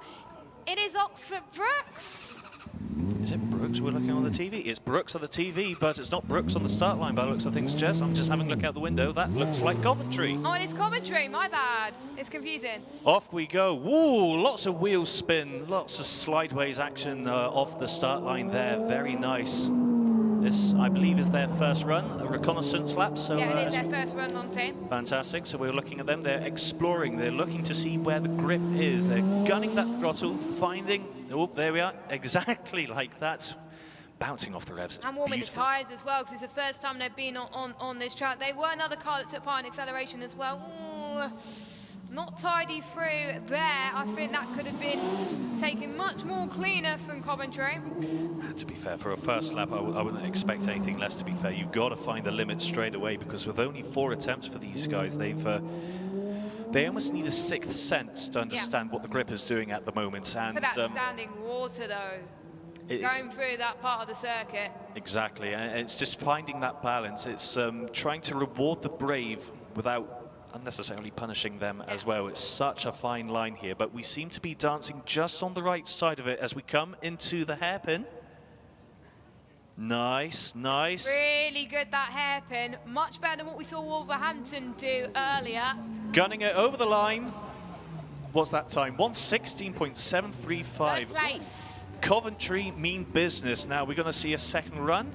Looks like they're turning. Yep, we're coming back to the start line. Right, exploratory lap done. What are we thinking, Jess? I expect good things. I think... We're expecting fastest? I think second. I think they can get 1:10.5. That's my prediction. What about you? I reckon we could see a sub 10 on this one. Yeah. Giles says 1:09 in my ear in the commentary box. Yeah. No, I wouldn't go past that one. But then again, they need the engine to run first. Come on. Look, the light is on. It is up to Coventry to get underway. As soon as they pass the timing beam, they can get started. Oh, they stalled! They've stalled, but they haven't gone past yet, so... They haven't passed the timing beam, so they should be fine. But if they do pass the timing beam in a spot of bother, but they have done one run, which is it's still quite competitive as well. And they got to find 6 seconds, though, but again, it was an exploratory lap, so hopefully they can get the car done and dusted. Before they can do that, Jess, they've got to find an ignition and an engine first. They're stood there on the grid I see a red light, but then it's gone again. Absolutely, yep. No, so we're waiting here. We're going to try and get the car restarted, and hopefully we see some team members going to the car to find out what's gone on. Absolutely, yep. So this could... Oh, they're going up, it looks like. Yep, they're pulling back. That looks like Coventry's second run is not going to happen for now. They'll pull the car back, give it a quick fix. We'll have to wait until later on, guys, to see what that fast lap will be. Oh, hands in my pants kind of situation. I was hoping they would have a 1:10 in them. A 1:09. So, Coventry moving out the way. that means next up on the queue is University of Oxford Brookes. Our acceleration champions. Acceleration winners of the round. As I say, they are the comeback kings so far. And they've done so well in the design events as well. In most events so far this weekend, they've pretty much been in the top 5, I would say, maybe even top 2 in some events as well. So absolutely, very impressive. Absolutely. Now here they are, silently coming on to I see. the starting I hear grid. cheers I hear cheers, and we're like further away from the grandstand.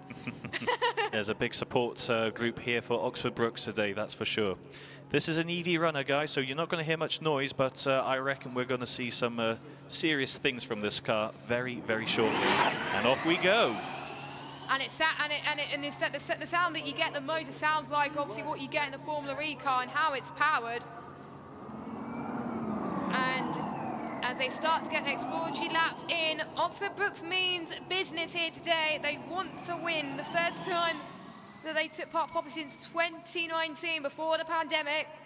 One of the first teams to get through scrutineering on Friday, or was it Thursday? I can't remember what day it was, but when they were one of the first teams to get through it anyway, and they've been looking very impressive all weekend, trying to find out where the grip is so far in their first run, and their second run is where it really counts. A 1:10 to beat for the likes of Oxford Brookes, but I know that they're probably looking at the times right now and say, hopefully I can beat that. This is a very smooth and very calm drive from them. Yes, I reckon 110 is definitely beatable. It's Not in gonna this first run, no. It'll probably be a 1:12.13 for their first run, I think. I'll reserve judgment for that because it's so hard to tell the just how quick the cars are going, because the conditions keep on evolving. What looks fast to us and what looks spectacular can sometimes be slow, and sometimes something which looks really smooth and really unspectacular can be really quick. fast. They're Moment going of truth. Up. Just like that, 1:15 on what looked like a really smooth and slow lap. So, if we're going to go for a second run now, I think we're definitely going to see a sub 110 now, Jess. And another cheer again for the team. So it looks like pretty confident, it looks like, from the team. And Monty has left for a bit, and we got Giles back in the commentary box. Welcome back, Giles. Thank you very much, Jess. I see watching this. They take off again, do Oxford Brookes as they fly down towards the first corner. They've got their sighting lap done. They know what this track is all about. Can they get a sub 110? Their team will certainly hope so, and they'll certainly make a lot of noise regardless as they head down through that first slalom towards the top hairpin here at Copse Corner, live from Formula Student UK 2023 from Silverstone. Looking very planted, but just note in the back there, the rear wheels locking up under hard braking occasionally. One of the advantages of four-wheel drive, but it just does invite a little bit of rear spin at the back. You just don't want to lose any sort of grip, and locking up in these conditions is a little bit frightening. They come past the commentary box now. Can they beat the 110 set by Leicester? This is looking very neat and tidy, but as we were saying earlier, doesn't necessarily mean quick as they head towards that final hairpin at the entrance to Copse Corner for the Grand Prix circuit. It's very tidy from Oxford Brookes so far. Nicely done through that hairpin, very tidy. They're going to go start-finish line now. What's it going to be? 107.925. Was it inevitable? Quite possibly. That looks really good. I was in awe of their lap, and 3 seconds quicker than Leicester. The Gonna gauntlet. need to go out again later on. Yeah, the gauntlet has been set. I can hear them in the commentary box. 107 set by Oxford Brookes Racing. Car number 14 now. Vigo, University of Vigo up next. I don't have my event guy with me, it's on the other side of the commentary box, but Vigo also took part in the acceleration event earlier on as well. Wanting to take part in as many endurance events, as dyno events as they can. As I've got the event guide in front of me, thank you. Green light is on. Oh, now it's red again. That rear fan really does remind me of the late 70s, early 80s Brabham, where they used a cooling fan to suck the car onto the track, and then it was ruled illegal after a while. Just to spit bits of debris at the cars behind it.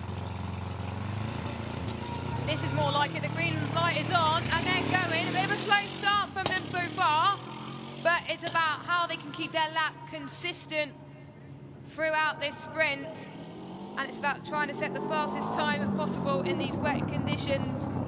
Start a lap for them as they find the limit, find the grip as well, know which parts of the circuit are good enough and which parts of the circuit are not, because some of these drivers haven't been on this circuit at all this event in the wet conditions. They've had some practice in the last few days, but it was dry. They've never had much experience in the wet conditions, so this is new for them. Backfiring there, very throaty noise coming out the back of that car there. It is a very interesting looking lap time, probably not going to be as quick as the Oxford Brookes 1:07, which looked slow but was fast. This, meanwhile, looking middle of the road, but they've managed to hold onto the tarmac, looking a little bit squiffy through there, but no cones hit thus far, heading towards that final hairpin at the entrance to Cops Corner, slowing down dramatically there.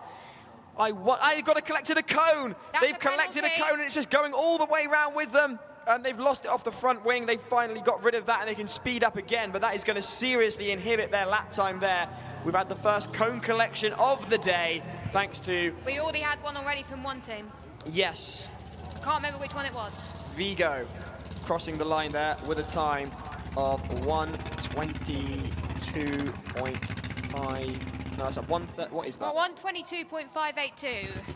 1:22 from Vigo. It will be penalised. Fantastic cone collection there. Brilliant stuff. Not even clipping it, just taking it all the way around the track. It's a tradition around here at this point. Meanwhile, Moderna, their IC car, you can see there, car 37. Another team to beat in this event as well. Actually, although they didn't win the acceleration shootout, we know technically they're faster because in their qualifying round in acceleration, they actually posted a 4.2, but their best time in the shootout was a 4.4, meaning then that they didn't actually win and lost to Oxford Brookes as a result. I do believe they won, I think, the design event earlier on today as well. Well, the car looking like that is little wonder. Lining up then on the line are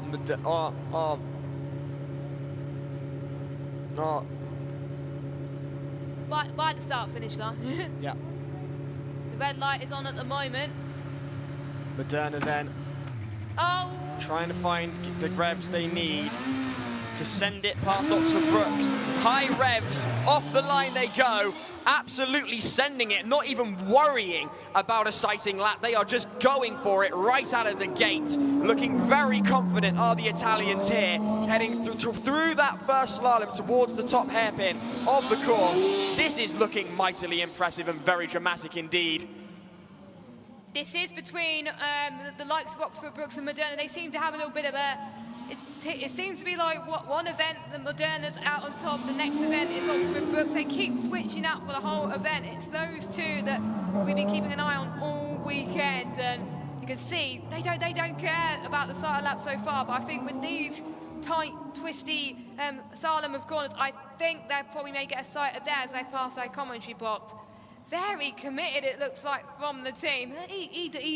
He's loving life. I think they must have got their fastest wet driver on for today instead of their fastest dry driver. Getting the apex spot on for that hairpin, planted like a rock around there. Tail stepping out just slightly, but just enough the driver can maintain control across the line. What is the time for Moderna? That is a 1:07.231, 0.7 seconds quicker than Oxford Brookes. No, it's more than that. It's not about, it's about 0.7 8 tenths, yeah. I think, I can't even do math. A fantastic grudge match is building up here I think we at could get FS 106. I think we could get 106. Internal combustion versus electric power.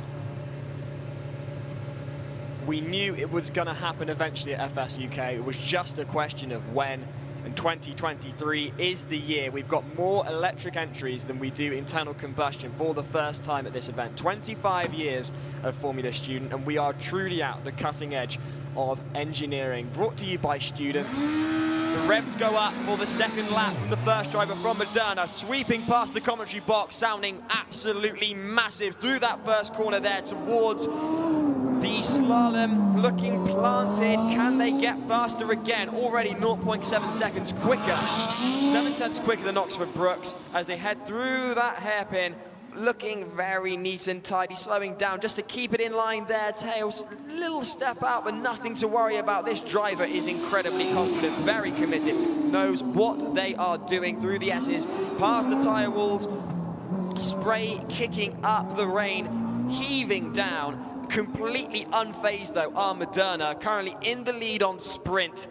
Looking very, very promising here. Can they get faster than 1:0.231 through that second slalom before they head towards the final hairpin and that chicane that leads them onto the start-finish straight? It already looks really faster, but we'll see once they pass the start-finish line, what's it going to be for Team Moderna. They're leading at the moment, but surely they want to get faster time. What's it going to be? 1:04.056.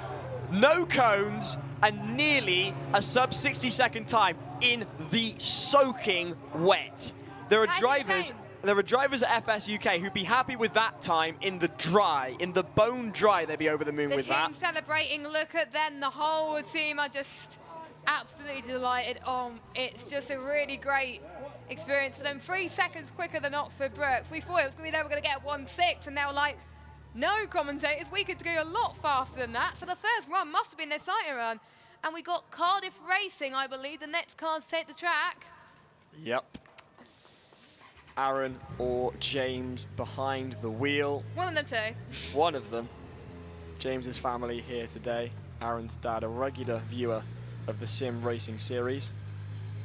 I see him a lot in the chat. Looks to me to be James, I think. Think that's James? I could be wrong. I probably am. More to the point. It's hard to tell in the commentary box which driver it is because we don't get the driver name. Green light is on. Rebs are up. 2017 winners here with CR19. Plenty of wheel spin off the line and off they go. A slightly controlled start there. Understandable in the conditions. Not looking exactly as fast as Moderna, but still a respectable effort for a first lap in these conditions when neither driver has ever run in sprint or endurance at FS UK. The number 5 car, Red 5, going in. This ought to keep them off their backs. Looking very good as they head down towards the hairpin. Looking a bit squirrely through there. That gear shift is a bit tricky in that car. Looking a little slower suddenly, picking back speed, making sure they stay tight between the cones. Oh, a bit of a lock up there. Was there a cone gone? I'm not entirely certain. Keeping it neat and tidy, just trying to make sure they don't pick up any penalties from the cones. Right way of going about it as far as I'm concerned. We were talking about this in the campsite a couple days ago, what approach to take. Going towards that second slalom, keeping it neat and tidy. They've got that aero package to contend with. The car is a heck of a lot wider than those cars that don't run aero. Going towards that final hairpin, getting through the standing water. Just look at how wet that track is. Looking probably at a 1:15, I'd say, maybe a 1:20. Round that final chicane towards the start-finish line, across the line. What's the time for Cardiff then? That is a 1:22.823. 1:22. Sighting lap from Cardiff. Thumbs up to the marshals. Bringing it round for a second attempt.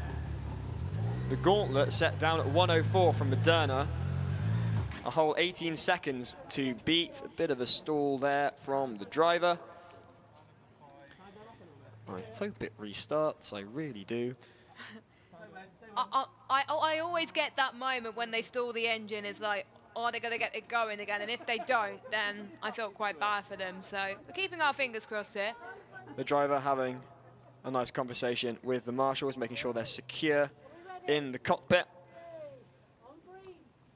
I can hear the marshals saying, are you ready? So I think they're going again. Yes, they are. It's a great restart. Love it when the Triumph restarts. Revs are up then. The green light is ready, glowing in the mist. Away it goes. CR19 off for its second lap of sprint and already looking just a little bit quicker. The driver knows where the grip is now, knows the layout of the circuit, and I don't know about you, Jess, does that look quicker to you? Well, I can tell he's more precise with his movements through the first slalom at the moment, so I think this is looking a lot better. Can it challenge the likes of the top three? I don't know, but to be honest, it is about trying to score as many points as they possibly can. We've collected a cone. That is a time We've penalty. really collected a cone. It's not dropping off anytime soon. That is. Oh, hello.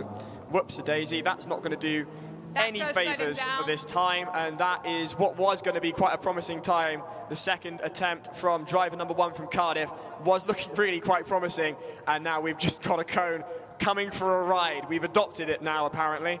And that is just going to bring about a large penalty, and it's just going to inhibit the handling of that car because you are just trying to get round. I'm hoping that damage hasn't been done to that front wing. We've seen it before with Cardiff.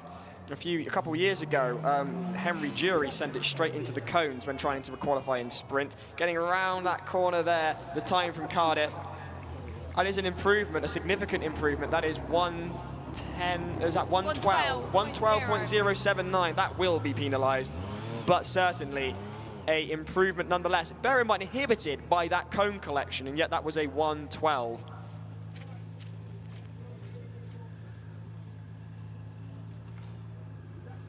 Hello, Giles. Hello. Just coming for a wee cameo here. I think that could be candidate for furthest travelled cone for this weekend on that drive there. There is an actual award for that. There is an award for it. There is an award for that, at the end of the weekend for the furthest travelled cone. I completely forgot that. Yeah, no. And that is nearly an entire lap completed with the cone in tow. Absolutely. So that is that's a fair distance from when that cone originated. So Cardiff may be going home with an award. Congratulations. Which, trust me, would be a surprise for all involved. Exactly. I thought I'd just take over for a second. So whilst we've been talking about cones for so long, I've actually been having a dig up on the rules just to see exactly what the penalties are for a cone. So I guess for our users who may be wondering why we're getting so excited about a cone. So so for context, during the sprint event, every cone you hit is a 2-second penalty. So that 1:12 that you would have just seen from Cardiff there is now actually in reality a 1:14, assuming that was the only cone that they hit. I think it was the only cone they hit. I've been reliably informed by Noah that was Aaron behind the wheel. So Aaron, who has won one of the events yesterday in the sim racing, may also have won furthest cone travelled.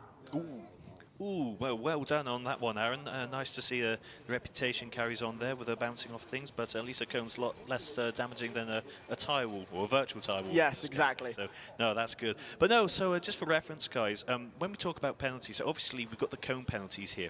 So reading exactly what the rulebook says on this one, so to the definition of a cone has been hit is that either a cone has been knocked over or the entire base of the cone lies outside the box marked around that said cone in its undisturbed position. The other type of penalty which can happen during these events, Giles, off tracks, and that's a 10-second penalty, and you definitely don't want one of those. No, you really don't, but bear in mind there is limited grip, and if some of these drivers are determined to catch up with Moderna, who set a 1:04, the aggressive driving required could invite some rather interesting driving, and maybe you could lose it and end up off track with that 10-second penalty. I imagine UCL are coming at some point because we've got the UCL team in front of us here in the commentary box filming with their branded umbrellas and everything, which is wonderful. So I'm imagining we're going to see UCL at some point racing with us. Giving us a wave. The double denim looking very cool, even in the wet. That's a brave choice in the wet. Denim doesn't dry. If you're watching on the stream, you'll have no idea what we're talking about. If you're over at Cops Corner, you can see in front of the commentary box, we've got the 3 medias for UCL.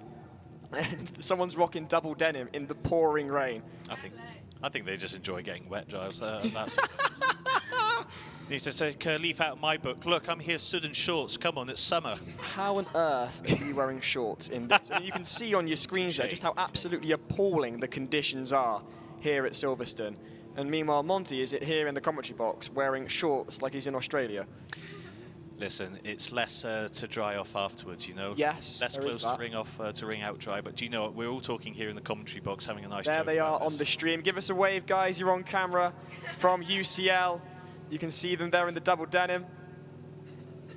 Nicely done, UCL team. 10 out of 10 for fashion. Is there a fashion award being given out tonight? Soggy fashion. A fashion award for a bunch of engineers. Are you sure that's a good idea? Absolutely. Well, I live in jeans and a t-shirt. Jess is looking through the awards now. We have not got a fashion award. Maybe that can be our contribution, because I know previously in the commentary box, Sam Collins and Andrew Matthew have had various different unofficial awards, like the Celtic Cup and such like. Maybe our award can be the fashion award, although then again, I don't think we'd be particularly qualified to judge that. Absolutely, and I'll contribute the prize, a pair of soggy shorts. Congratulations, UCL.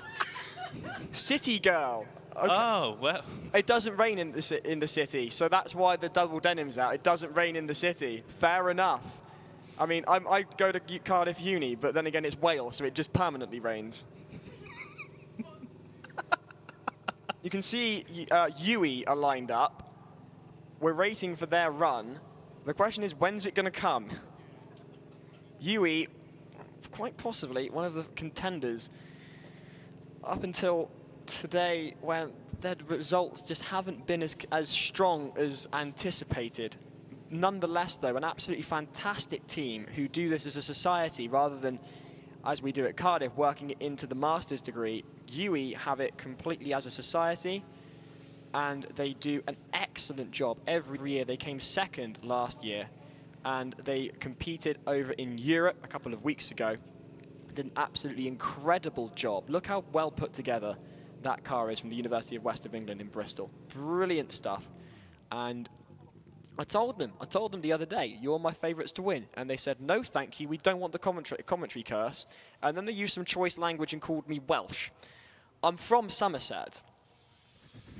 You're not that far from me where I live, to be honest. Exactly. 2 hours away. There we go. So, for the record, I'm not Welsh and UE are fantastic. They are up next to do sprint. The question is, of course, when? The rain, has that got a bit less in the last hour or so? It's still Looks like soaking it, wet, but it doesn't still look. soaking. We can't hear it on the roof of the commentary box like we could a little while ago. We were outside in the natural pit straight, so we can definitely hear it when we were outside. UE being now signalled to come towards the start line for their first run at sprint. How soaking it is there on the stream, or if you're out here, you know exactly how wet it is because you're feeling it. 2014, they first entered the Formula Student class, and last year they had their best ever finish, placing a second overall, and they won the business presentation last year. The revs up then for UE, and away they go for their first lap of sprint. The University of West of England through the first corner then. What time can they do? The gauntlet set down by Moderna, an internal combustion car with a 1:04.056 through the first slalom. Go UE. This is looking very good indeed. Nice and planted. Braking there just before the hairpin. Can they get on the apex? Get that really nice. I think they just might have managed that. Very well done there. Going past the tyre walls. The spray just streaming off the back of that white car. I've said it before and I'll say it again. Does give me Hesketh vibes. Looking really positive as they stream down towards the second slalom. No cones collected. So thus far, longest cone travelled, Aaron Farmer for Cardiff. Headed towards that, through that second slalom, and that last hairpin before that right-hander into the finish line. A little, oh, hello, no, plenty of cones. Through. There are cones everywhere from UE, and that is going to be gutting for what was looking like a really fast time from the University of West of England. They're going to be gutted about that. Across the line, the time from University of West of England, a 1:10.117. That would have put them in third, but with at least 2 cones collected, and I think a couple more hit, that time is going to be knocked way down. Gutting for UE. And there's the marshal lifting it up as well on stream. That is 2 cones collected, so that'll be 2 seconds each, taking their time to a 1:14, putting them in the same, just slower than Cardiff. So can they get faster now? I certainly think so. Keep it tidy, guys, because there was a really fast time in that car, looking very nice through the first corner towards that first slalom, and that hairpin there. Just look how planted it is. Fantastic setup on the car. I think I could tell. A little bit of roll there. Oh, slowing down through the hairpin. Sharp cornering, bringing out that rear roll on the back of the UE car. Soft on the rear, hard on the front by the looks of things to me.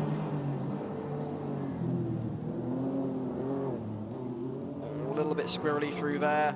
They are so determined to get that time right down, and this time keep it clean in what are horrendous conditions to be driving in any car, let alone a single-seat Formula car designed by students. And down through that hairpin at the end of the course, top of Copse Corner, Looks round a lot they go. better. Oh, getting the tail out there. They are so desperate to get a good time, and I think they may just be on for it if they can hold it through the line. There they go. And that is a 1:07.989 with no cones collected. That's how you do it. A fantastic time there from the University of West of England that puts them in third, just shy of, wouldn't you know it, Oxford Brookes. There's only 0.06 seconds between UE and Oxford Brookes on sprint. That was more like it from those guys as well. They know they want. As soon as they passed that area, I was like, please don't hit any cones. Please don't hit any cones. And they didn't hit any cones, and it just looked like very tiny, but still around 3 seconds shy of Moderna's time in that internal combustion engine. So, yeah. But again, in the top three, it's looking pretty good for them. Still a benchmark the top three have set currently as well in the 107s for Oxford Brookes and West of England. A replay there as they collect those two cones, gutting for the team. But it doesn't matter because their 1:07 time, as far as we could tell, was nice and clean. Nothing to stop them there.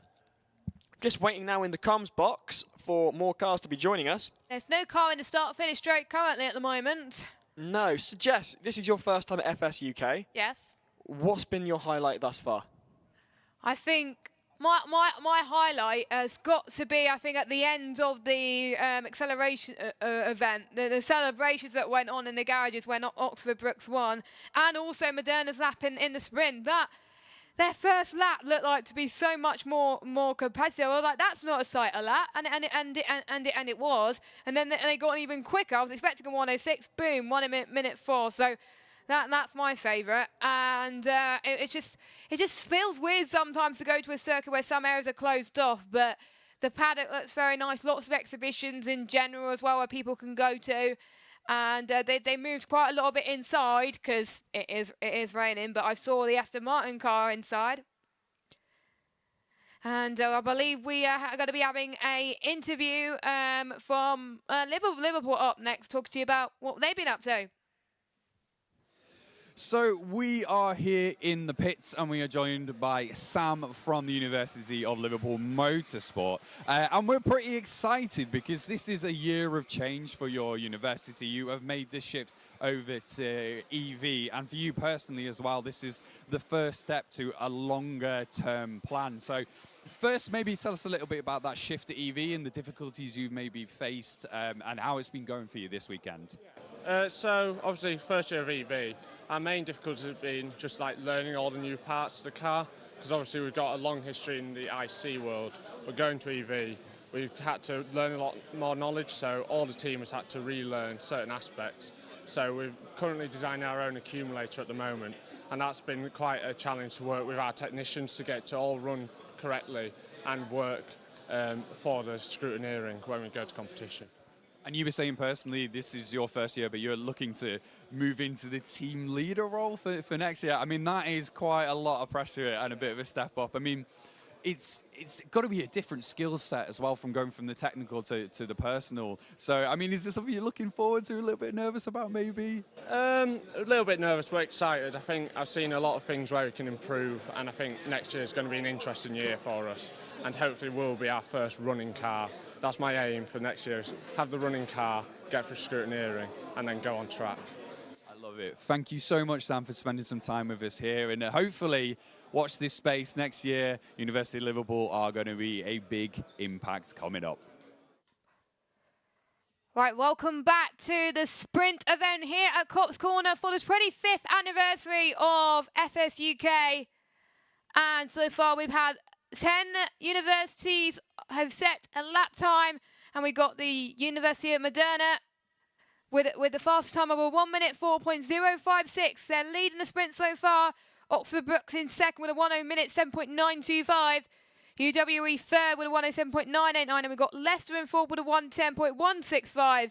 So we got the battle between Oxford Brookes, UWE, and Leicester quite close together. The first team that we saw had a go 1 minute 10.986, Cardiff 1 minute 12.079, and we got Coventry 1 minute 16.735.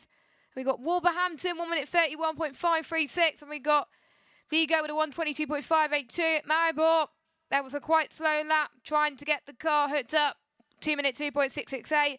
Queen's Belfast and Bath, they did try and get some runs together, but unfortunately they lost a bit of power.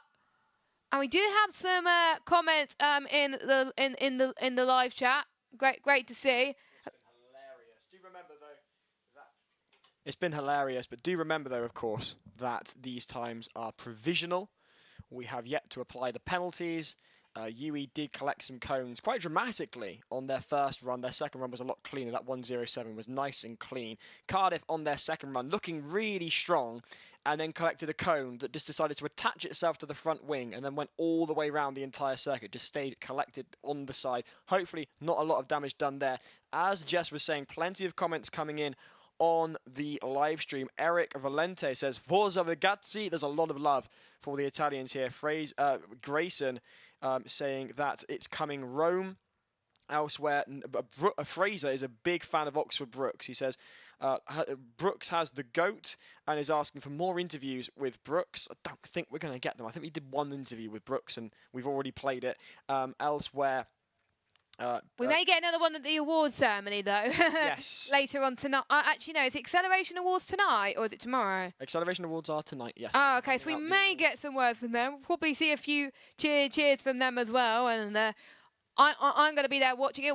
And for those of you trackside, it will be at the Pavilion tonight at 8 p.m, and it will also be live streamed, but it will be a separate link, which is on the Formula Student channel, so you're able to watch the awards as they happen. And you can find out an event guide as well, which has all the information about the teams, the awards, and what people have been up to throughout this event. It was nice to hear about the Liverpool VT earlier, about the different roles, and about the team leader role. What other roles have there been in the teams? Obviously, you are in Cardiff Racing. It's not just obviously getting the engineering side of things. There's so much more than that to running a team. Oh, there is an absolute heck of a lot that goes into running a team, because you've got to consider the static events. So you've got to run cost, which involves ensuring that you've got all of the engineering drawings, every single thing that has been designed for that car available. You've got to get it costed right down to every nut and bolt and cable tie, which is a heck of a task when you're building a car from scratch. Not to mention, of course, then there's the business plan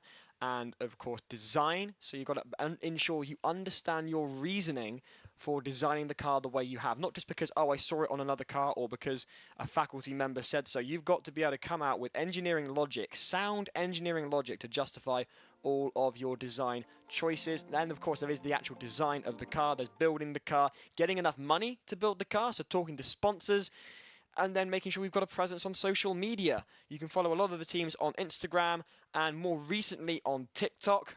Cardiff Racing have had a fair amount of success on TikTok. You can follow them on that app at Cardiff Racing. Cheeky all plug. One word. Cheeky plug. But, you know, when you're in this position, who wouldn't? Elsewhere, though, we've got more cars due later on, around about 4:20. So for now, we're going to throw it to a break, and we will catch you very soon for more sprint action live from Silverstone for Formula Student UK 2023.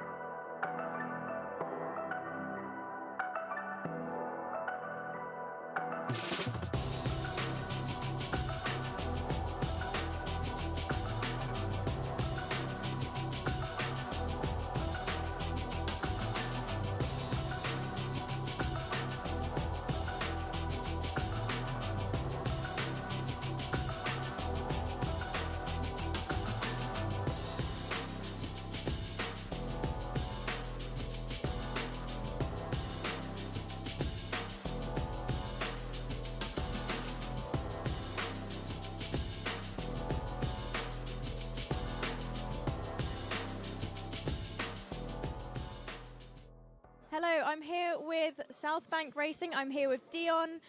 Last year, they made it through with the skin of their teeth with 5 minutes to spare through scrutineering. So how is it going this year compared to last year? So this year we've redesigned the whole car from the ground up. It's taken 9 months and all hands on deck, but it's going really, really well. As you can see, we haven't made it through Scoot yet, but we're making really good progress, and a lot of the mechanical systems have been all redesigned. So we just want to basically get back through Scoot again and be able to test those systems back on track. Oh, that's amazing. So that's your goals for this year, just to get through scrutineering and get back on track? Yeah, so with all the changes we've made, the main thing we want to do is to get back out on track and make sure that what we've made is actually made to the rules and we can get back through scrutineering. And we would like to get through and try to get back onto the endurance and do more than half a lap like last year, because it was nice to see the car on track, but we want to be able to finish the event this year for sure. Well, that sounds amazing. Well, good luck with everything. Thank you for your time today, and we'll see you on track, hopefully.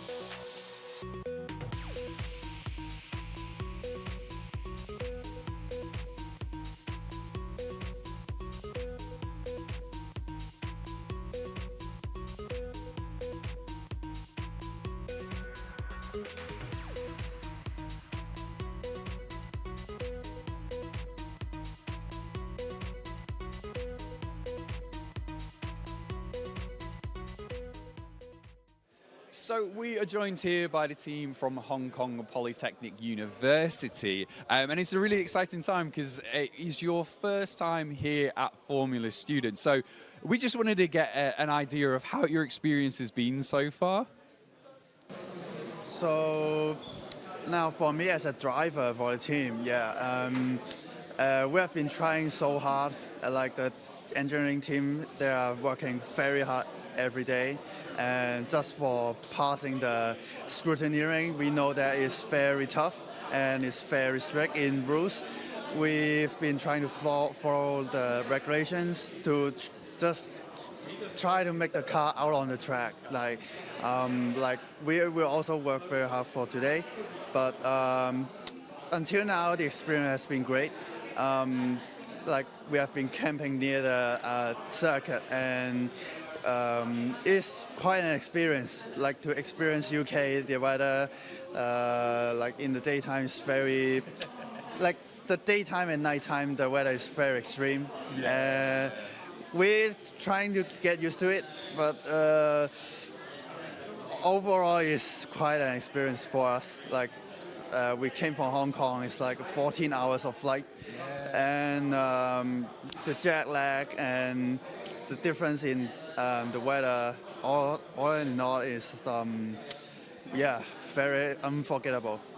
I would say that definitely, and I think one of the best things about this event is such an international event. You know, we've got universities from Pakistan and things, Spain and Italy and stuff, so it's really, really good. So hopefully in the future you guys are going to come back, you're going to get used to the weather, and we're going to have a good time going forward as well. But thank you so much for your time today. Thank you.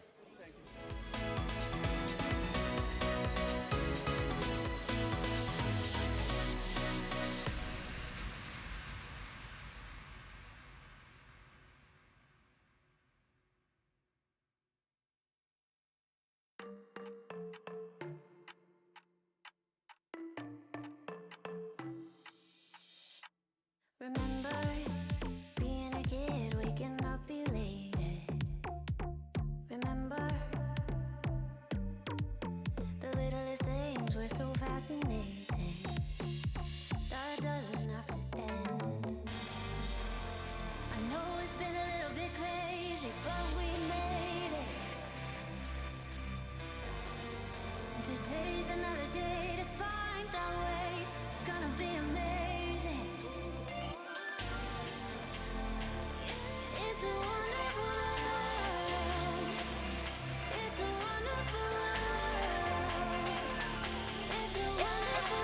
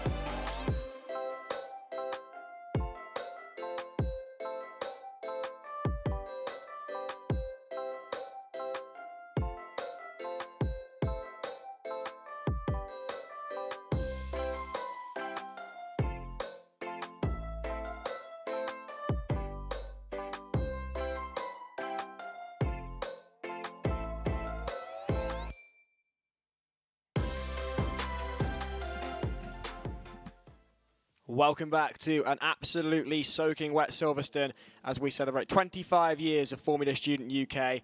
It is the 2023 edition of the competition. We are live from Cop's Corner, bringing you coverage of the sprint event as part of the Dynamics at Formula Student. And looking who's here, it is Coventry, looking absolutely wonderful with their livery. They really do own the electric blue.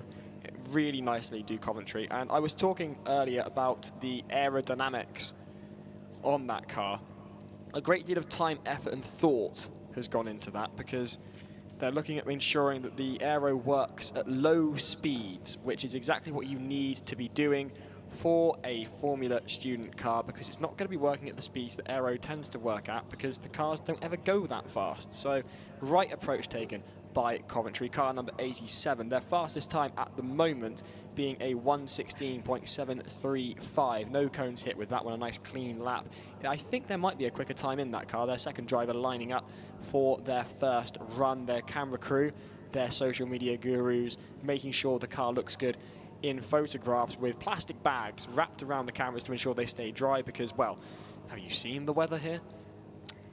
Yes, it is soaking wet here in Silverstone. It's quite windy as well, but the event is still managing to go on. This team was established in 1999, Phoenix Racing, and they started competing back in 2003, and they competed racing like this ever since. In the last 2 years, they finished 12th in 2021, 11th in overall in their first dynamic event win in 2022, and they're hoping to get into the top 10 overall. And their main focus has been a new design approach, complete overhaul of the preparation that they did for the static events and the execution of their documentations as well, and grateful support of their sponsors as well to inspire a new generation of Coventry University engineers. So yeah, they won in the Dynamics event back in 2022. Can't remember what that is. I will check that out on the website, which you can do, by the way, as well. A question on Oliver Harrison says, update on FSAI acceleration. That was yesterday because of the wind and it was dry. And obviously the AI cars, they can't handle the wind too much because of the cones. So the FSAI acceleration was yesterday. We'll find out more about the results later on. We don't cover the AI on stream, but if you trackside, you can see it, some of the events going on currently, but obviously the AI, it had to happen yesterday because there was too much wind today.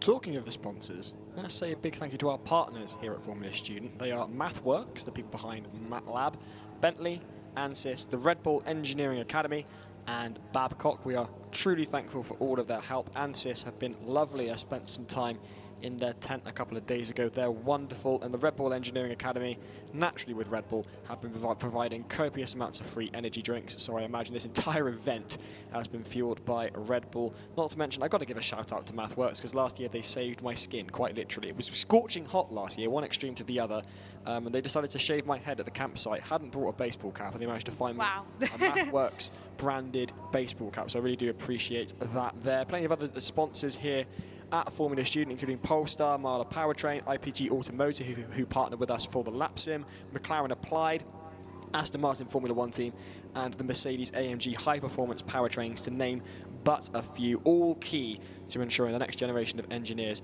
are amply supplied with everything they can need to compete here and really grow and hone their skills and knowledge to go on into industry, which is what this is all about. It's all about here in the commentary box, talking to you about the on-track action. There doesn't seem to be much of it at the moment, which I can only apologise for. Thus far, 12 cars have attempted to complete a sprint lap, 2 of which have been DNFs, those being 2 EV cars, Queen's University Belfast and Bath Racing. Neither of them completed a lap of endurance. Not endurance, sprint. Endurance is tomorrow. This is qualifying for sprint. Got there eventually. And the good news, though, is that we've still got a lot of driver entries to come from teams who've already completed laps, so they'll be looking for their second driver entries. So we've got it all to do again shortly. We're very excited about that. Currently in the lead, Moderna, pronouncing that appallingly, and look who's here waiting for us. 114 is in the queue. Sheffield. Have Sheffield got their rear wing back on? They're in the top left of your screens there. I've noticed that actually, because they had no rear wing in the acceleration, which I was wondering why they did that, but they didn't probably need it for the acceleration event. But it's hard to tell in the commentary box currently. But hopefully, when they pass us for their lap in just a second after we've seen a lap from Coventry. And there's this lovely event guide which you can pick up from the info point if you are trackside. Gives you all information about all the teams competing, about the sponsors. And I believe the 87 is about to line up, hopefully. Yes, they are. Coventry lining up for their next run at Sprint. I believe it's driver number 2's first lap. The rain still coming down here at the home of British Motorsport. As Coventry set off with a great deal of aggression out off the line.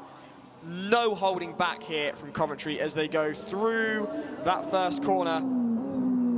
Changing down through the slalom, headed towards that top hairpin at the upper part of the course, set up here on Copse Corner. Looking very planted through there. A little slow, but nothing to worry about. One thing I would like to know, the Spotify code on the back of the rear wing, what does that link to? Please let it be Never Gonna Give You Up by Rick Astley. Please just be Rick rolling everyone on the back of your rear wing commentary. I'd love that. That'll be another meme potentially as well to put on the TikTok. Coventry headed past the commentary box on the far side of the track, which is a lot wetter than it is off the line, headed towards that second slalom. Through they go. No cones as yet, but a fairly slowish lap time. We're certainly in the middle of the road. It's not looking... Oh, a bit of kicking out of there. Did they lose it? Oh, no, they really have lost it there. And the driver looking really disgruntled with themselves. The tail just stepped out, and the driver did well to control it as well as they did.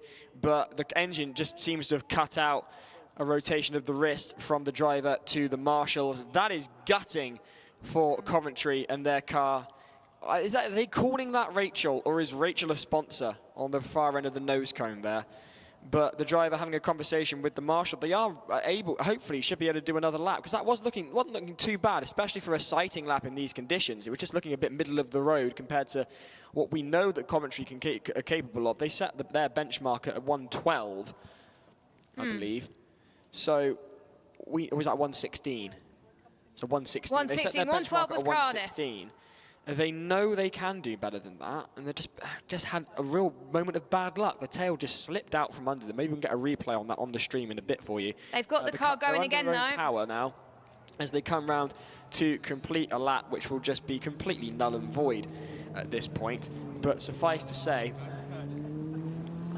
hang on, they've actually made some serious. That's a bit of damage there. There's a part that's come off, and that's the front wing. Damaged, I think. Is that the front wing gone, or is that part of the side pod? Suffice to say, there is some damage there to the Coventry car. The car is called Rachel and reliably informed. It's named after a team member's mum. Isn't that? Oh. Can we get an all over in the cop stands? Oh. Gutting for Coventry, suffice to say. Here's a replay of the moment they lost it. You can see there the tail just stepping out. Oh, they hit a cone as well. And they've lost the front side bit of the front side bit. You wouldn't believe I studied engineering. You've lost a front wing element on the right-hand side of the front wing. Gutting for Coventry, because the trouble with that is it's very difficult to stick back on, and the balance of the car with the downforce is going to be completely ruined. I say ruined, it should still be drivable, but it's certainly not going to feel as good as it did when the wing was completely intact. And I believe they're pulling the car away. Are they going to take the front wing off now that the front wing aero balance is gone? Oh. They're going to be so lightning fast on the straights, but in the corners where it requires so much downforce, they're going to struggle. Quite possibly the balance may be a little affected. Gutted for them. Hopefully they'll be able to find a solution. After all, that's what engineering is about. In the background there, car 114, Sheffield. Keeping the car under wraps. We can't see it there. There is no rear wing. No, so it wasn't a choice in acceleration. We were wondering whether the choice to run without a rear wing in acceleration was due to the fact you don't particularly want the massive drag you get from a rear wing in acceleration when you're going in a straight line. But the rear wing just is absent from the Sheffield car. That might have been a choice for them, and their main focus generally for this event for Sheffield, reliability and fine-tuning their steps a little bit to the major design that they've done as well. And their main bid today, well, for this weekend, reclaimed their first title in their first carbon wheels and electronic throttle and clutch. And they'll be mainly focusing on a higher bio-content composite aero package. Alongside, they also have a concept class entry. And for those of you that don't know what concept class is, it's a separate class. They don't take part in the dynamic events, they take part in the static events. And it is common for teams that are brand new Formula students to get a feel for what Formula Student is about. They may still get passed through into scrutineering, but their main focus is points for the static events, which they do as well. So they have 2 teams, one for FS class and then one for the concept class as well. So good to see they have 2 teams up there as well. Do you think there's rivalry between those 2 teams? It's got to be.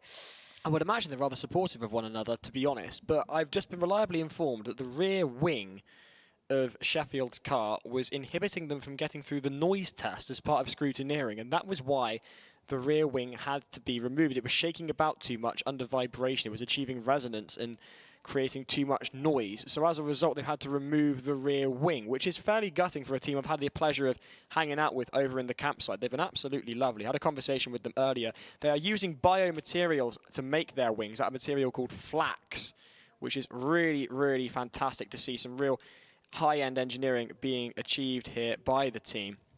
And then, of course, they've got their old chassis here. So when they submitted their car for design, the judges weren't convinced that there was enough change to the car for a substantial change, which you have to make every year. And the team wrote back and said, well, hang on, we're using a different weave of carbon fibre. And the judges came back to them saying, we can't tell from the photos you sent us. Could you possibly bring the old chassis? So they thought, well, hang on a minute, we can have a bit of fun here. So they've taken the old chassis of their car, which they won with 2 years, they won 2 years ago. So they've put the chassis from last year and have converted it to something that they've been using in the campsite quite religiously. So it's a combination of a bar and a barbecue now. So they've replaced the driving seat with a keg, complete with a pull pint, and now the rear wing has been converted into a large barbecue. And it works wonders. I've seen it happening. They've been cooking chicken on it, some really nice spiced chicken.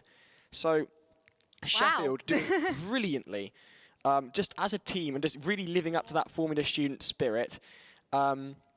Meanwhile, Adrian Ward saying on the chat, Brookes had that in Austria a few years ago with the rear wing. They had to remove both their front and rear wings. Eric Valente saying it's coming to Moderna. Currently it really is. They're in the lead in sprint with 1.04056, the time to beat. Spring Arc saying, calm the Strathclyde. Is there a rain delay? Never mind, let's go. We've had some on-track action. We're still waiting. You can see the cars queuing up there. That is the Moderna IC car, and then behind them, the Moderna hybrid car. And I think in the background under the tent, is that Strathclyde? I think it might be. Quite possibly. It's difficult to make out when it's raining this hard. Look, well, has the rain there's stopped? quite a few cars. I think there's a bit of orange in them, so... We've been talking so long, I think the rain has actually stopped. I think it has. It stopped raining. Hurrah! Hopefully it has anyway. If not, then... Yeah, the rain... Monty's just taken a look outside. The rain has stopped. And all this does... I was talking to one of the dynamics marshals, Henry, when I went for a comfort break earlier, and he turned around and said, well, hang on a minute, you're dry. What are you talking about? So we are just highlighting how dry and lucky we are to be in the commentary box by not noticing it stopped raining. I'm sure if you're out there, you've noticed that a while ago. Did car 75 start yet, says Momo Salah. I don't believe we've seen car number 75 as yet. We'll keep you posted when that comes. Pizza Pasta Pazza Mandolino says can do. There is a lot of Italian love on the live stream, as you'd expect with 2 cars from Moderna here competing very well. Currently the Moderna IC car is topping the lap times in sprint. We've yet to see the hybrid car working, but we will do later on. A very loud car, Jess. We could barely hear each other in the commentary box. We didn't have any earpieces. Quite a lot of commentators that usually commentate inside. And if we're commentating outside, we'd expect to have earpieces, but we didn't. And luckily, we were just about able to hear ourselves, but it just goes to show how loud it was. It was quite incredible to watch there. And they just missed out on the acceleration runoff earlier on as well. I think they were 7th or 8th, I think. Actually, no, they were 8th. I think commentary got 7th. But they were looking quite good. They were going to do another run, but there were certain teams that haven't done their first runs yet, so they were going to have to do that next. We've had best of luck to everyone in the chat. Oh, that's nice. So they're supporting all universities. And Hannah Kay says, Uni Maribor when? I think, have they already run? They've already run, but not very fast. And then decided to leak oil all over the track. They lost power for a while, got going again, and then proceeded to drench the track in oil for the rest of the lap. And they've gone away, and they haven't come back yet. But they posted a time of 2 minutes, 2 seconds. So that's the answer to that, Hannah asking on the chat. If you've got any questions for us, the best place to reach us is via the YouTube live stream over on the Formula Student UK YouTube channel. If you're out there at Silverstone, you can hear us on the tannoy, and you want to tell us something, please be nice. But yeah, if you want to get in touch, that's the best place to reach us. You can also reach us on social media. Or you can follow Formula Student on Instagram. It's high time, I think, for Formula Student to get a TikTok page. Plenty of Formula Student teams have a TikTok page. It's about time Formula Student itself got a TikTok page. Other pages you can follow related to Formula Student. Of course, you've got the teams themselves. Support your favourite teams. Bear in mind that the vast majority of them have Instagram, Facebook, Twitter, social media, not only to promote themselves, but to promote sponsors as part of their agreements with their sponsors. So you'll be doing the team a solid by following them. You can also follow FS UK Memes, who've been giving us a lovely sticker, an account that was started, I believe, this year that's taken off in the world of Formula Student. And you can check out a number of cars around the paddock today running FS Formula Student Memes. You can follow them, FSUK_memes. Meanwhile, Elliot O'Toole says there's cars in the queue, so why not on the track? Elliot? We don't know. I wish I could tell you. I don't currently have an answer to that. Jess doesn't currently have an answer to that, but they are being wheeled forward. I can see a car just on the right of the feed there being moved towards the line. Is that Moderna? 37. Moderna? 37, I believe that is Moderna. Yes, the Moderna IC car coming back for their second run with their second driver. It's going to be currently quicker. in the lead with a 1:04 time to really set themselves apart from the rest of the pack. They're 3 seconds ahead of the second place car, Oxford Brookes. Can they go faster? Could they, even in the wet, get the magic sub-60 time with no cone penalties? We saw it done last year, but only with cone penalties. Cones were hit, and as a result, the time didn't stand. You had added 2 seconds to it. I believe last year someone did get bang on 60 without clipping any cones, but I haven't seen in my time in the commentary box someone to have achieved a clean sub-60 time. Moderna, though, could be the ones to do it. We've already seen them drop 3 or 4 seconds between their first and second laps with their first driver. But that was with standing water, and now the track's drying up a little bit. As they're standing water, we could see them go even quicker. And with the track changing all the time, they may have to do more cycle laps. This is with their second driver, so they have to have 2 drivers to complete 4 runs they want to. There's some teams that only do 2 runs with 1 driver, but some teams have 2 drivers, so they can do 4 runs, but they can't have 1 driver doing 4 runs because that's not in the rules, unfortunately. So that is their second driver.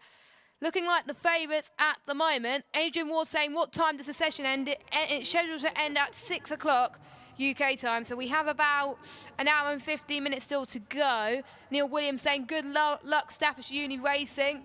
Hannah saying, shout out Enrique at Oxford Brookes.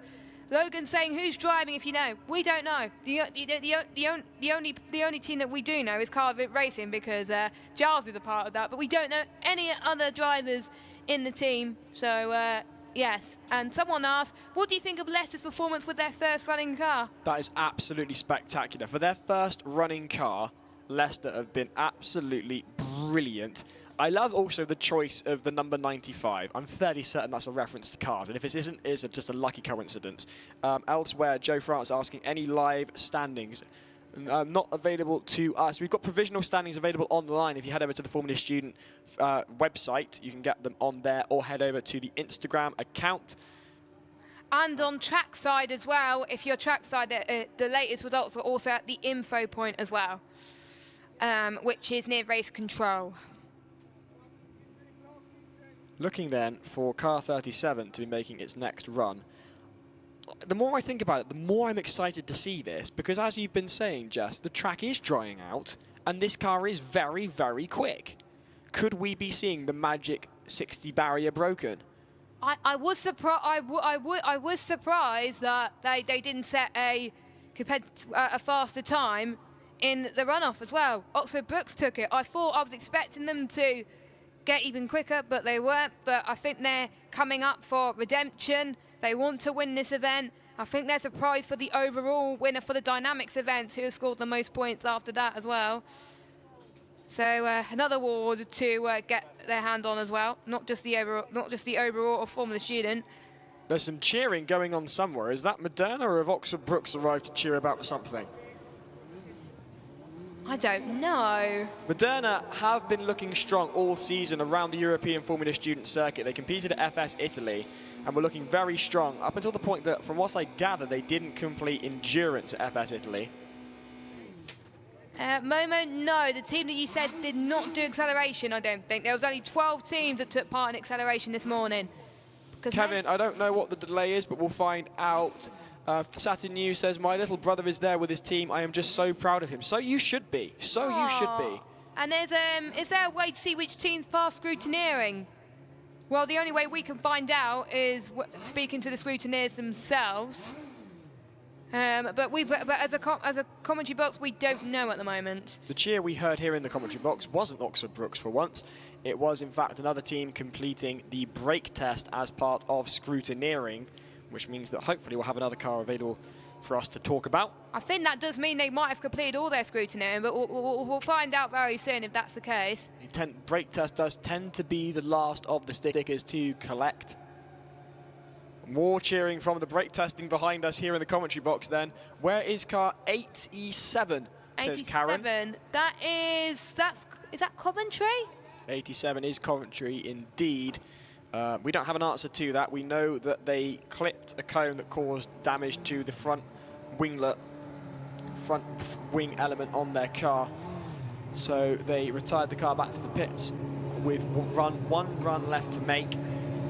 And meanwhile, here are your hot favourites on sprint. Their lead time, 1:04.056, a provisional time, provided no cones were hit. I don't believe they were. Can they go better? Can they smash that 60-second barrier? There's 4 seconds to drop away for the Italians here at Silverstone. Can they achieve a better time than 1:04? We know that car's quick. It nearly got sub 4 seconds in acceleration, just couldn't quite hack it during the shootout. Oxford Brookes winning over a car that was actually quicker during qualifying. But remember, in acceleration, those times start from scratch for the top 6 shootout. The Marshals having a conversation with the Italian driver. The light is green, the revs go up. Let's see what Moderna can do, and it's a relatively slow start for a team that we know are quick as they head out towards the first corner. Through that chicane they go towards that first slalom then. Looking a little more conservative than driver number 1 is driver number 2 behind the wheel of the car from the University of Moderna. One of the cars from the University of Moderna. This is the internal combustion unit. There is a bright red and white hybrid version also available coming later on. I believe they were in the queue earlier. Headed down past that hairpin, looking very solid. Quite cautious though. Not as adventurous or exuberant as driver number 1. Here's driver number 2. This is more of a sighting lap in this instance. Bearing in mind the conditions have been different compared to what we saw with the first driver earlier on when it was completely wet. So basically, they're just getting a feel for it. It may not be quick now, but just wait until the second run potentially as well. So yeah, I'm actually liking the facts they've said as well. 2003, they've been competing since, as well as Formula Italy too. We'll talk more about the car in a minute as they head towards past the hairpin, looking very tight and tidy. So I think that could be a good sight lap for them going to cross the line. What's it going to be, Giles? It is a 1:17.55. That's 13 seconds off the pace they set themselves. So we know that car can go quicker. But bear in mind, the conditions are appalling, and this driver hasn't sat behind the wheel of that car going around this circuit in the wet. So this lap time then will be the one to watch. Can they get faster than 1:04? Thumbs up from the marshals. The green light is on. The revs go up, and they've stalled it over the line, but they haven't gone across the timing beam, which is good news for Moderna. There they go, a slightly more controlled and cautious start, but they've planted their foot on the floor now. Going through that first chicane, this is looking a little faster. That is more like it. That's like the Moderna that we're used to as they head through that chicane now towards the top hairpin at the top of Cops Corner. This could be very fast, but can it get faster than the 1:05 set by driver number 1 from Moderna IC?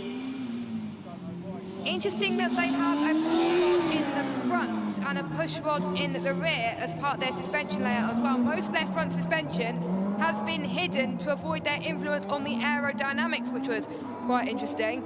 And they actually won first position overall back in 2019. That was before the pandemic, so they're looking to get their first title since 2019, and they're taking it steady through the slalom right now, but will there be enough to beat even their own time? They're still fastest right now.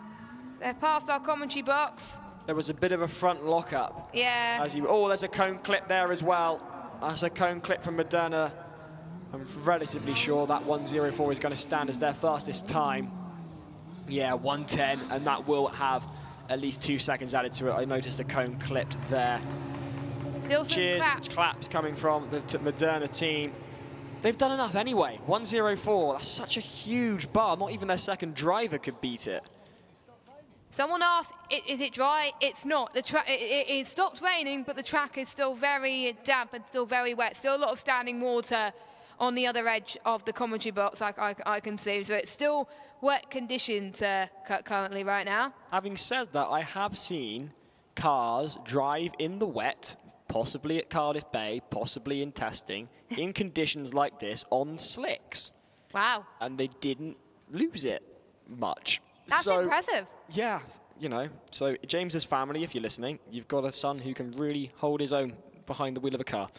Anyway, there you go, Moderna IC. That is the fourth and final run for them, a time of 1:10. That will be added to with a 2-second penalty for at least one cone we spotted hit, but it doesn't matter. They have set a 1:04.056, so therefore they are currently top. Uni of Strathclyde. We've yet to see Strathclyde run in sprint, haven't we? No, I don't think so. We've had Moderna, Oxford, Brookes, UWE, Leicester, Adger, Cardiff, Coventry, Wolverhampton, Vigo, Maribor, Queen's Belfast and Bath. Obviously, Queen's Belfast and Bath did not finish their runs, but we had 10 teams that have set times. The University of Strathclyde wasn't one of them.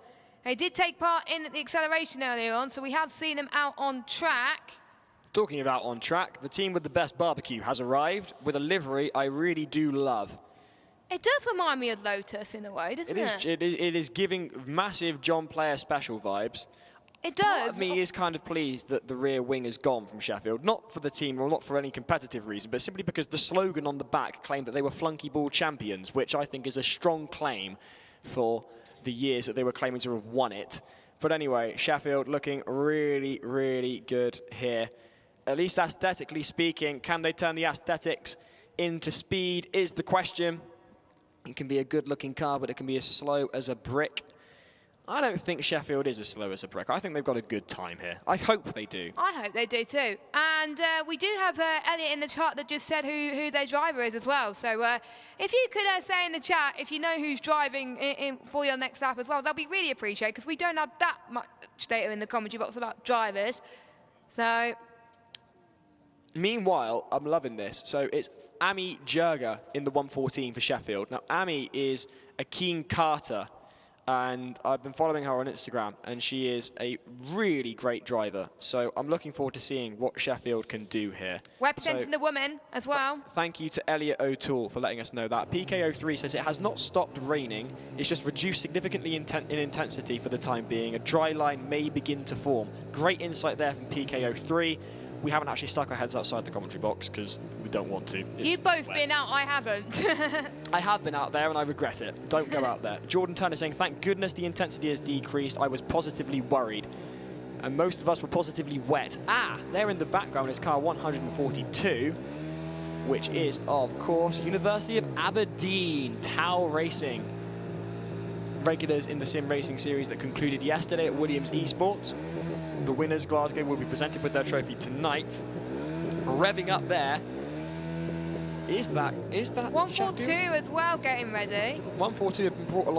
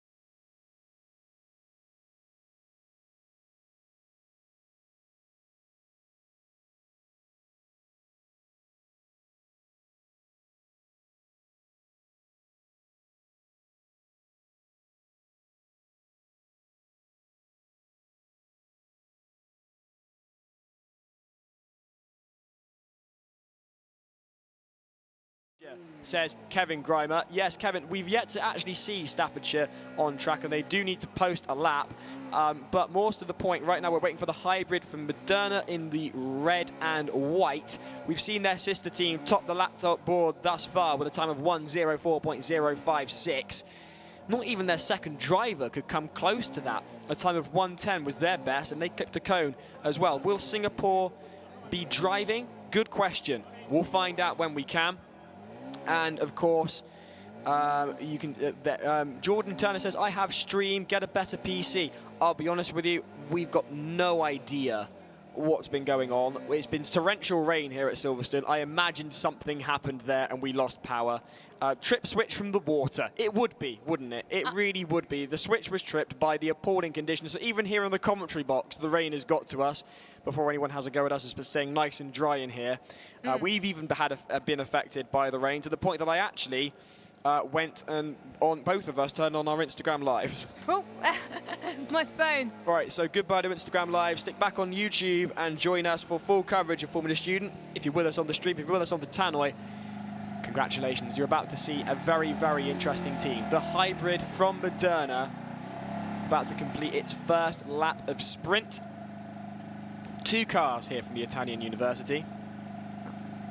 So, what can they do behind the wheel of what is a very interesting powertrain? The only hybrid we've seen. I've not even seen a hybrid compete in FS for a very long time. You can see them on the stream there, looking down, conversation with the marshals. The revs go up, the green light's away, and they're off. A slow, controlled start from the hybrid. Very loud. We were talking about it earlier. A very loud car, as you can see in here, there. A real deep growl from the engine going through that first slalom, nice and planted, very little roll. You can see the roll, just the way the rear wing lurches from side to side through the hard cornering. Not a lot, looking very planted, but also looking very slow. Oh, they stopped! Stopping. Oh dear. Was looking good until it wasn't, and now it looks less good. They're trying to get the engine going again, but to no avail, it looks like. So the brake light's on. At least there's some electricity going on in there, guys. Red is good in terms of the lights of the back. Green means bad. We've got our own little stopwatch going here in the commentary box, and the time is ticking away, currently at 52 seconds. Can they get it going again? Doesn't seem to be a lot of action from the driver, nor the car either. One of the marshals looking on. There's a red flag out on the track. Our first red flag, so I didn't see it on the broadcast before. Not seen a red flag yet. The marshal approaching the Moderna hybrid car as the driver twitches around, fingers and thumbs with the steering wheel, trying to coax the car back into life. The marshal's looking into the driver just trying to avoid talking to the marshal, just wishing that the car would come back to life. You're going to have to talk to them. I think the lap's over, I'm afraid. It does. That is a shame because they had their car sorted for the acceleration, but for the sprint, let's hope it's not like this for the endurance tomorrow, because otherwise they'll be out if their car stops or if the marshal touches it. So. Meanwhile, Richard Connor says, wishing all those teams working hard to pass scrutineering all the best. The most impressive bit of this event is seeing all the hard work the teams pit in behind the scenes. I could not agree more, Richard Connor. Meanwhile, Momo Salah says, is there a noise limit? What should they test? They do hold a decibelometer to the exhaust, a certain distance away from the exhaust for the noise test. There are questions regarding what the car is. It is the Moderna hybrid, so you've got 2 cars from Moderna.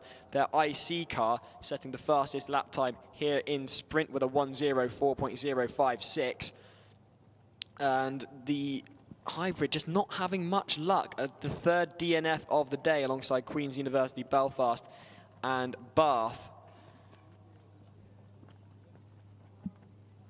Just trying to get a look, really. The driver engaging in conversation with the marshals. The marshals getting on the yellow gloves, the rubber gloves, to, I think, touch the car. I don't know what's gone on there, but obviously just to take a precaution, given that there is electricity in the powertrain. It's a hybrid after all. So the marshal strapping on the old rubber gloves, disengaging the power on both the IC and EV parts of the car, electric and internal combustion combined. Both of them disengaged now as the marshals run out to remove the car from the track currently under a red flag. Now would be a great time to queue up for sprint, by the way. If you're listening to this along the pit straight and you can hear me, get your car to sprint now, because the track is beginning to dry out, and with this red flag, you're not missing out on anything. So get over to sprint and get your car around, because we know there's cars who have done scrutineering who have yet to actually get out.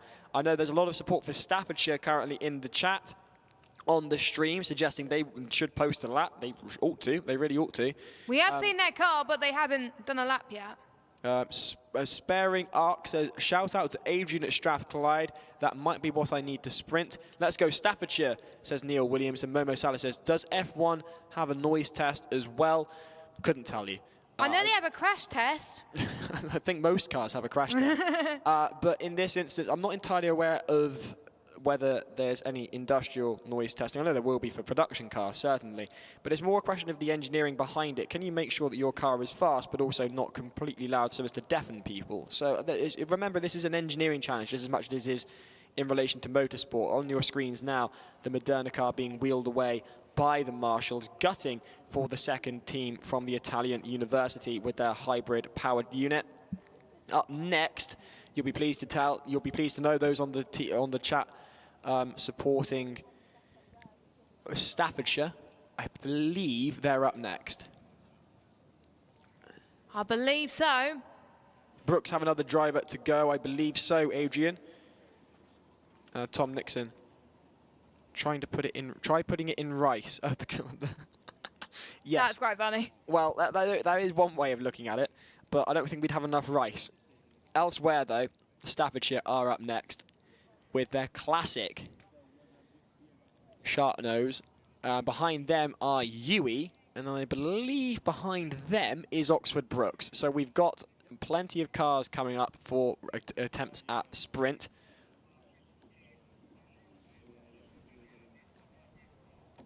Let's go, sir, says Tanesh. Good luck, University of Strathclyde, says Beverly. Did Sheffield go while the stream was down? Yes, Ruby, I'm so sorry, but they did. They did one lap. 1 minute 15.525 was their lap, and that's in P7 at the moment. They did one lap, and then their second lap, before they could do it, they were pulled away. So I'm afraid to say, Ruby, they did, and I can only apologise. Marshall's pushing on the rear wing, says Dennis. I'm not entirely sure about that. But yes, there are circuit limits. There are track limits for noise, as people in the comments are saying, regarding the necessity for a noise test. Racetracks have noise limits in real life, so can't be running too loud, says Tanesh. Couldn't have put it better myself. And there are residents near the circuit as well, including the new hotel as well, so they can't be too loud, because otherwise it could disturb the residents and the guests that are staying near as well. Talking of hotels, if anyone from the Dynamics team or anyone here who's in a hotel has a spare room, I can imagine I would be very grateful for it, because I don't believe my tent's going to be particularly pleasant tonight. But anyway, I had the option for a tent. I turn it down to go and camp with Cardiff. Elsewhere. Shout out to the LJMU in the stands. There's a lot of people there apparently from them. Shout out to you all. If you're from LJMU, there's a shout out there from Tom Nixon for you over in the stands. Give us a wave in the stands, by the way, if you can hear us. There Hello. you go. There we go. Lovely stuff. Why do I get and you're on camera now. Why do I get the feeling half of that's just Oxford Brookes being very excitable? Oh, look, it is. It would be, wouldn't it? There we go. Other teams that aren't Oxford Brookes, give us a wave. Let us know you're there. There are other teams here. Oh, yeah, I see Good one. to know. I see Wonderful. one. Thank you very much for that. And if you are Oxford Brookes, give us a big wave. There we go. Oh, well, this is at some great. point, we will get to doing the Mexican waves across the grandstands. They did it in Cops club Corner. a few weeks ago. It's good fun, isn't it? There goes Moderna past the comms box, looking a little deflated. Not the tyres, just the mood in the car, as the powertrain seems to have let them down. Unfortunate for the hybrid team. Their sister team, the internal combustion unit, proving more consistent with its power. Beverly saying waving for Strathclyde. There we go. She was waving for Strathclyde in the grandstand. Meanwhile, shout out to Monash Motorsport, by the way. Korn says hi. That's on the stream. You can get in touch with us on the stream, or you can come and say hello to us in the commentary box. I should say a big shout out to a chap called Lee. We love Lee. He's a wonderful human being. He's Welsh as well, so you've got to give him some love. He's waving to us in the commentary box. Hello, Lee. Is that a Jordan Dobson as well? No way. Wow. Jordan Dobson and Mike Ryan and Noah Pete. Noah's sisters here. So shout out to the Pete family who are all here watching. Don't you dare, Lee Traherne. You behave yourself. Dare. Well, I really can't explain what's happening on the other side of the commentary box. Meanwhile, we've got more from the Cardiff Mafia here. In yellow high vis, it's Dowie and Mike. Yeah, that was it. I just, I don't ever like getting people's names wrong. More to the point that we're waiting for more cars to join us. Staffordshire lined up in front of, it was Yui, but they seem to have, that's not Yui now. It was Yui, but they've gone. Who's that now? There was Staffordshire. Staffordshire coming onto the line now then for their first attempt at sprint. Plenty of love for them on the stream. Can they post a decent lap time for sprint? Remember, this qualifies them for endurance tomorrow. Endurance victory means usually victory in the overall competition, and they will want to qualify as best they can. The faster cars compete later, the slower cars compete first. If you've got a fast car but don't do a quick lap time, you are going to be inhibited by slower cars around you during the same phase of endurance. The green light goes on for Staffordshire, and away they go. And it is a very exciting time. The track is beginning to dry out as the cars head down towards that first corner. Through it goes very quickly. Look at this from Staffordshire. This is very exciting as they go through the first slalom. Looking planted. There's no aero to contend with here. No worries about a wide track width. Just the wheels to worry about clipping those cones as they brake just a little bit. Headed down towards that first hairpin they go. This is properly exciting stuff from a driver and a car that have not run in this event yet. They've not seen this circuit, and already this is looking really fantastic. From the shark-nosed car, come all the way from Staffordshire, car number 4, finished 4th last year. They've had some hair-raising times at Formula Student, one of the best teams of the past few years. Managed to make a really great comeback in 2021 following a significant collision with Coventry. And here they go then round through that next slalom towards the second hairpin. What time can they post? They're slowing down now. If they'd stayed on that pace, I reckon they'd be up there knocking on the doors of the 104s, 107s that have been set by Oxford, Brookes and Moderna. Not quite there. Little twitch at the tail end from through that final right corner and then across the line. What is the time then? 110 point something. Staffordshire have got a 109.775, a fantastic time from Staffordshire. I didn't see any cones either, which is really good news, and it puts car number 4 in 4th position for sprint. Very well done to them. Applause coming round across Cops Corner. And as a reminder as well, if you do hit a cone, it's a 2-second time penalty for each cone you hit. What was the time? It was 109, mate. 109.775. Revs are up again. Away goes driver number 1 for Staffordshire for their second run. Already a little more aggressive. Bit of torque steer there. The tail kicking out. They managed to hold it very nicely. Changing gear. Up through they go. Down they go now. Around the corner and through that first slalom.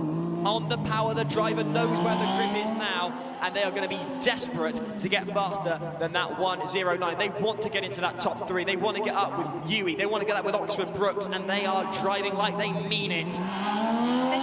Listen to that. They're doing it for the fans, and look at that revving. It's sounding like a very good car from Staffordshire as they head through the twisty sections. Passing our commentary box very soon, past the Cups grandstands coming up. It's looking very tidy from Staffordshire. Could compete with the likes of Oxford Brookes as well, but saying that, it could even get into the 1:06 as we never know. It's a bit slower through here. Yeah, it just tends to slow down in that last section. It stopped entirely. No! Heartbreak for Staffordshire on what was going to be a really quick lap. Did it stall? What happened there? Just seemed to just drop off for no reason. Gutting for Staffordshire across the line. That will not be representative of what they can do. Yeah, so 1:13, 4 seconds lost for that stop. Gutting for Staffordshire. They were on for a really fast time there. What time do you think they would have done? I reckon there's I just really do think there is a 1:07 in that car. I think there's an extra 2 seconds in that car. Meanwhile, Strathclyde heading out on track now. Plenty of love for Strathclyde on the street. Away they go. Quick. Looking a little bit twitchy through that first corner, down towards the first slalom. You can see them on your screens now. As an electric car, so rapid power, that characteristic red light on the roll hoop, letting the driver and letting everyone around though it's under its own power, fully engaged, heading down towards that first hairpin. Oh, bit of a wide angle through there. Oh, losing the tail and just about holding it, but that was nearly off. Wow. Strathclyde holding it together. The instant torque, something completely different to an IC car, especially around a full circuit, let alone, as we were seeing earlier, in acceleration, just a 75-meter straight line. Spray still coming up towards the other side of the course, away from the commentary box. It's a little wetter over there than it is here, beginning to dry out, but not enough to negate the use of wet tyres. The tread just providing that extra bit of grip on the slippery surface as they head down towards the second and final hairpin turn. One right corner to go, and then they're on to the start, finish, straight across the line. Strathclyde go and post a time of 1:10.257. Puts them right amongst the pigeons. That is in 6th place. UE now, ready for their second attempt, for their second driver. Away they go. Oh, looking a bit sideways through there as they head down, slowing down very much. Oh, hello. Oh, they're stopped. Oh, hang on a minute, UE, what's going on here? Oh, there they go. They're revving again. That took a while for their car to get going, I think. Couldn't find the right gear, I wonder, perhaps, as they head through that first slalom. Little bit of roll, but just enough to keep contact as they need it. Car number 2 became second last year. Very consistent across both static and dynamic events. A fantastic car, a fantastic livery, a fantastic team. On behalf of Cardiff, thank you for letting us use your wind tunnel. As they go through the S's, looking a little sideways there. The driver just on the limit. Oh, this would have been a fast time, I think, had it not been for that lost gear, I think it was. I think that was there just didn't seem to be a mechanical issue. Just driver couldn't find the right gear, perhaps. Off the line, through that second slalom they go, headed towards the final hairpin. Back on the power there, you can hear it. Meanwhile, Strathclyde have been sent out for their second run. So it's all going on now.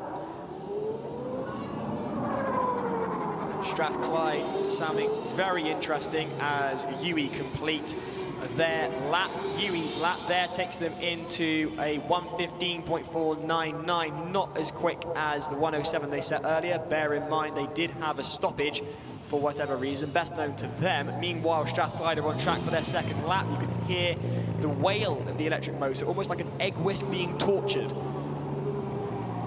as the car comes round past the commentary box. It is rapid. These electric cars really are very, very quick. And what I'm loving here is the consistency. Bit sideways through there. Nice fruity driving from Strathclyde. Just enough to get it on the edge of the limit, but certainly not enough to cause any offs. Very well held from the driver from Strathclyde. Round that final hairpin, this could be a really good lap time. We've been far too busy focusing on UE, and this looks really clean and tidy. UE are off again, and Strathclyde crossed the line for a time of... Oh, that is a 1:07.251. They're faster than Oxford Brookes. Strathclyde takes second place. UE, meanwhile, out on track. The team looked delighted over at Strathclyde, but we still got UE to contend with. It looks a lot better going through that hairpin there, that first slalom. And hopefully they'll find the gear shifts are more easier to control, which it looks like at the moment. And I wonder if this will compete the likes of Strathclyde and Oxford Brookes currently. Looking decent so far through these tricky sets of corners, past our commentary box, trying to avoid those cones. And the driver looks like it's got a bit more grip as the track is starting to dry out. Still a bit of standing water around this part of the circuit that you're seeing right now on the stream, or if you see it on the screens in the circuit. And went a bit slow through that hairpin just to keep the car nice and tight. Going through the start finish line, what time's it going to be for UWE? Yes. P2, 1:05.242. That's a brilliant lap time. That is a 10th slower than Moderna, but that puts him into second place. And we see a lot of cheers around the circuit for UWE. Meanwhile, Oxford Brookes will be determined to get back into second place. They're currently sat in fourth as they set off round the first corner. Their team sat planted, cheering over at Copse Corner. They'll be desperate to see their team back in second place. Currently, West of England are a second behind Moderna with 2 IC cars ahead. Then Strathclyde out of nowhere, was not expected to see them with such a solid time, but they posted a 1:07. Here's Oxford Brookes there with their second driver behind the wheel. They are going to want to take second place. They are 7/10 behind Strathclyde. They are a whole 3 seconds behind Moderna, 2 seconds behind Uwe. Can they make it up is the question. Driving really got to be on the limit, but nice and clean. They cannot afford any cone penalties. This has to be a perfect lap from Oxford Brookes University. And I believe it's their second driver as well that's taking part in the number 92. Correct me if I'm wrong in the chat as well. And there's people in the chat saying, OBR need a good result this year. Well, they are doing good so far. They go round the final hairpin, bit wide through there, through that final right-hand corner, and across the line, they're going to get a time of 1:10.422. It is not enough to get them back into the top 3. Car number 5 from Cardiff is here on the line now. The green light is letting the driver know they are away, ready to go. And away they go. James behind the wheel now, belting down towards that first corner. Can they make up for what was going to be a really strong time were it not for cone penalty set by Aaron? Very far travel cone from Aaron, well done there. Through that corner they go, right on down to the first slalom. James's family watching at home, possibly James's family are here. Right round the hairpin, little slowly there, just keeping it between the cones. Remember, this is the first time James has seen this circuit, first time James has driven in these conditions. A sighting lap then for James in the red 5 from Cardiff. CR19, 20 years of Cardiff last year, their 21st year, legally able to drink in the US, this car. Oxford Brookes also out on track right now, as Cardiff goes sideways, and that's a bit of an off for Cardiff. They stay within the track limits, but that is gutting for James, who just tested the limits a little bit too much and sent it sideways. That's going to be a yellow flag for Oxford Brookes at the very least. Oxford Brookes on the approach, Cardiff sideways. The Marshall's running over to Cardiff. Cardiff, can they find the power to get out of the way? Oxford Brookes, I can hear the electric motors in my headphones. They are approaching. That's going to affect their lap time, and I think that was their last lap for Oxford. What's going to happen here? Apart from a very interesting conversation in the campsite, obviously, but that's besides the point. We've hit a crucial point of the event now, Giles. We've got half an hour left, so any new teams that want to turn up and start their runs, we've got to struggle to get all 4 done now. As we've just seen there, they've tried to get more than 1 car on the track at the same time. 1 spun off, yellow flag. That's a run basically done, wasted now. That's Oxford's run as well. Absolutely. Down the pan. If they're lucky, might have something to say about that in the campsite tonight. If they're lucky, they may be granted another run if there's enough time at the end. But yeah, when things like that happen and you get more cars on the track, we're going to see this kind of action over the next 30 minutes.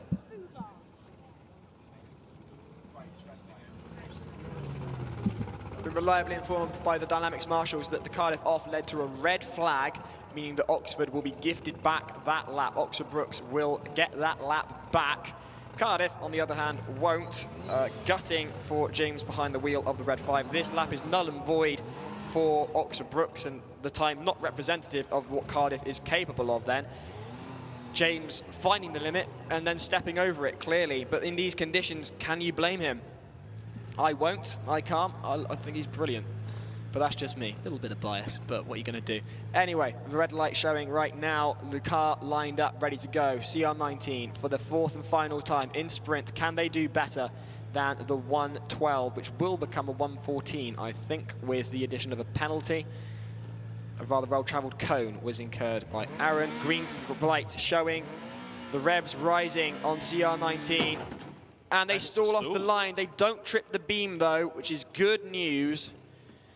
James having a look at the car, looking at the dash, trying to work out how to get it back running. It's back, nice and consistent start, and then yet again dying. Oh, these low rev starts just aren't playing ball for Cardiff at the moment. Go on, scream its engine out. Come on. Come on, James, you can do this.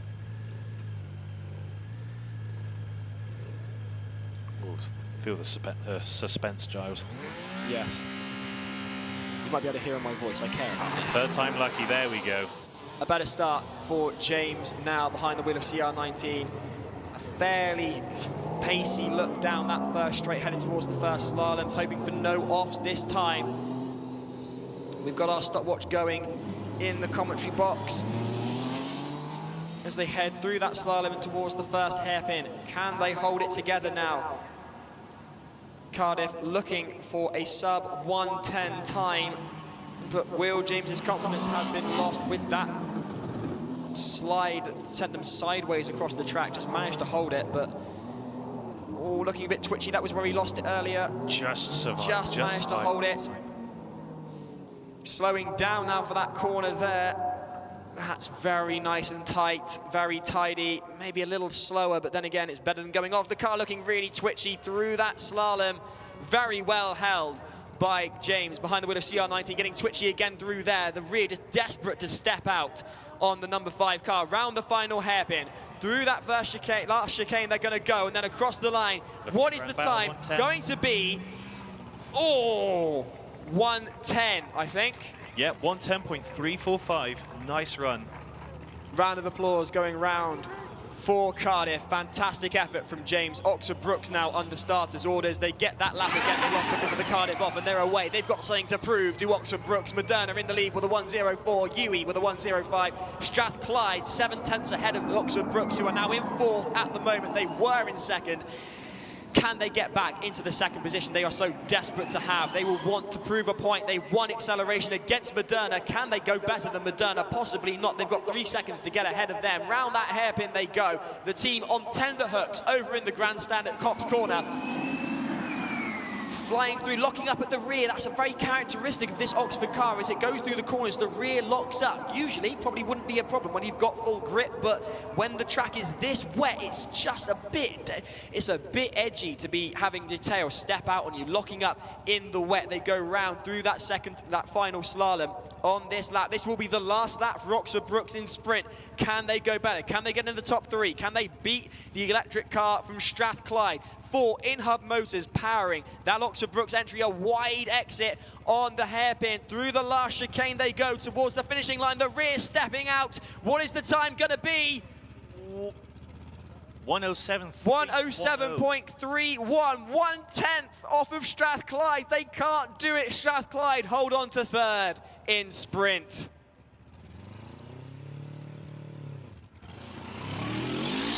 Meanwhile, Vigo head out on track with that huge fan on the rear. Their best time so far, a 1:22.582. Can they challenge the top runners? Can they head towards that 1:10 mark so consistently hit by the teams? Looking careful and precise through here. It's still not dried out. It's still very slippy out on track. Just amazing how much more slippy the back part of the circuit is, Giles. You would have thought with the no rubber and stuff down on the off-roads, there'd be much more purchase, much more grip for the cars to pick up from there. But no, we're watching all of them coming into this corner sequence here, really getting sideways all the way through. Having said that, Vigo keeping it nicely handled. Nice and smooth, and to be fair, if this improves on their lap time here, that will get them up the ranking and more points for them.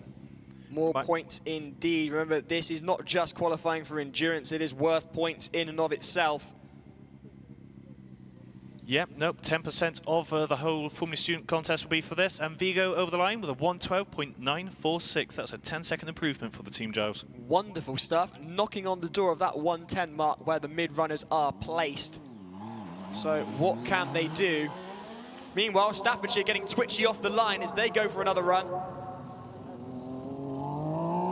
Staffordshire currently in 5th. So what can be done from the Staffordshire car? They were in 4th.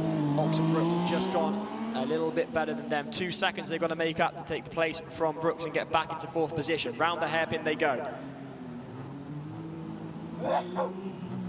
Someone sneezing in my ear, apparently. All eyes then on the black and red of Staffordshire. Always consistent over the last few years. A pleasure to have them back again. Can they lose that 2 seconds they need to beat out Oxford Brookes as they head towards the final slalom? Looking a little twitchy through there. The grip just really isn't there, even though the rain seems to have abated. The grip doesn't seem to have returned as they go through and round that final hairpin. This is going to be intense. A tight, very nicely done through there, around the final chicane, and across the line in a time of 1:11.599. They just couldn't find that 2 seconds they needed nonetheless. Meanwhile, this is a noisy car. Never mind here, I can feel this engine, Giles, on the starting grid at the moment. What's this? Number 135, I believe. Who would that be? Yes, that is Maribor are back. Maribor having competed in both acceleration and sprint and skid pad. I believe they did skid pad. Finally found drive. Couldn't quite get the engine to kick in, but it's now here. Surprise appearance for these in the top 6 run out. Following acceleration. Revving the engine there, they're away then. The baseline out of that engine, you can feel it. That's fantastic to listen to. Now this was the team that dumped its oil onto the track earlier, was it? Yes, it was. This is the team that was leaking oil out onto the track. They had been here before, caused a bit of a calamity because oil and water don't mix at the best of times, let alone in torrential rain. These decided to drop oil across the track. They lost power here at this point in the lap that they last competed. So they're back now, and no problems thus far. Struggling for gear selection though, from hearing on the audio though, Giles. It's yes. It doesn't sound consistent, does it? Uni Maribor Grand Prix Engineering. What Grand Prix have they entered into? The one of surviving a single lap without dumping oil, I suspect, Giles.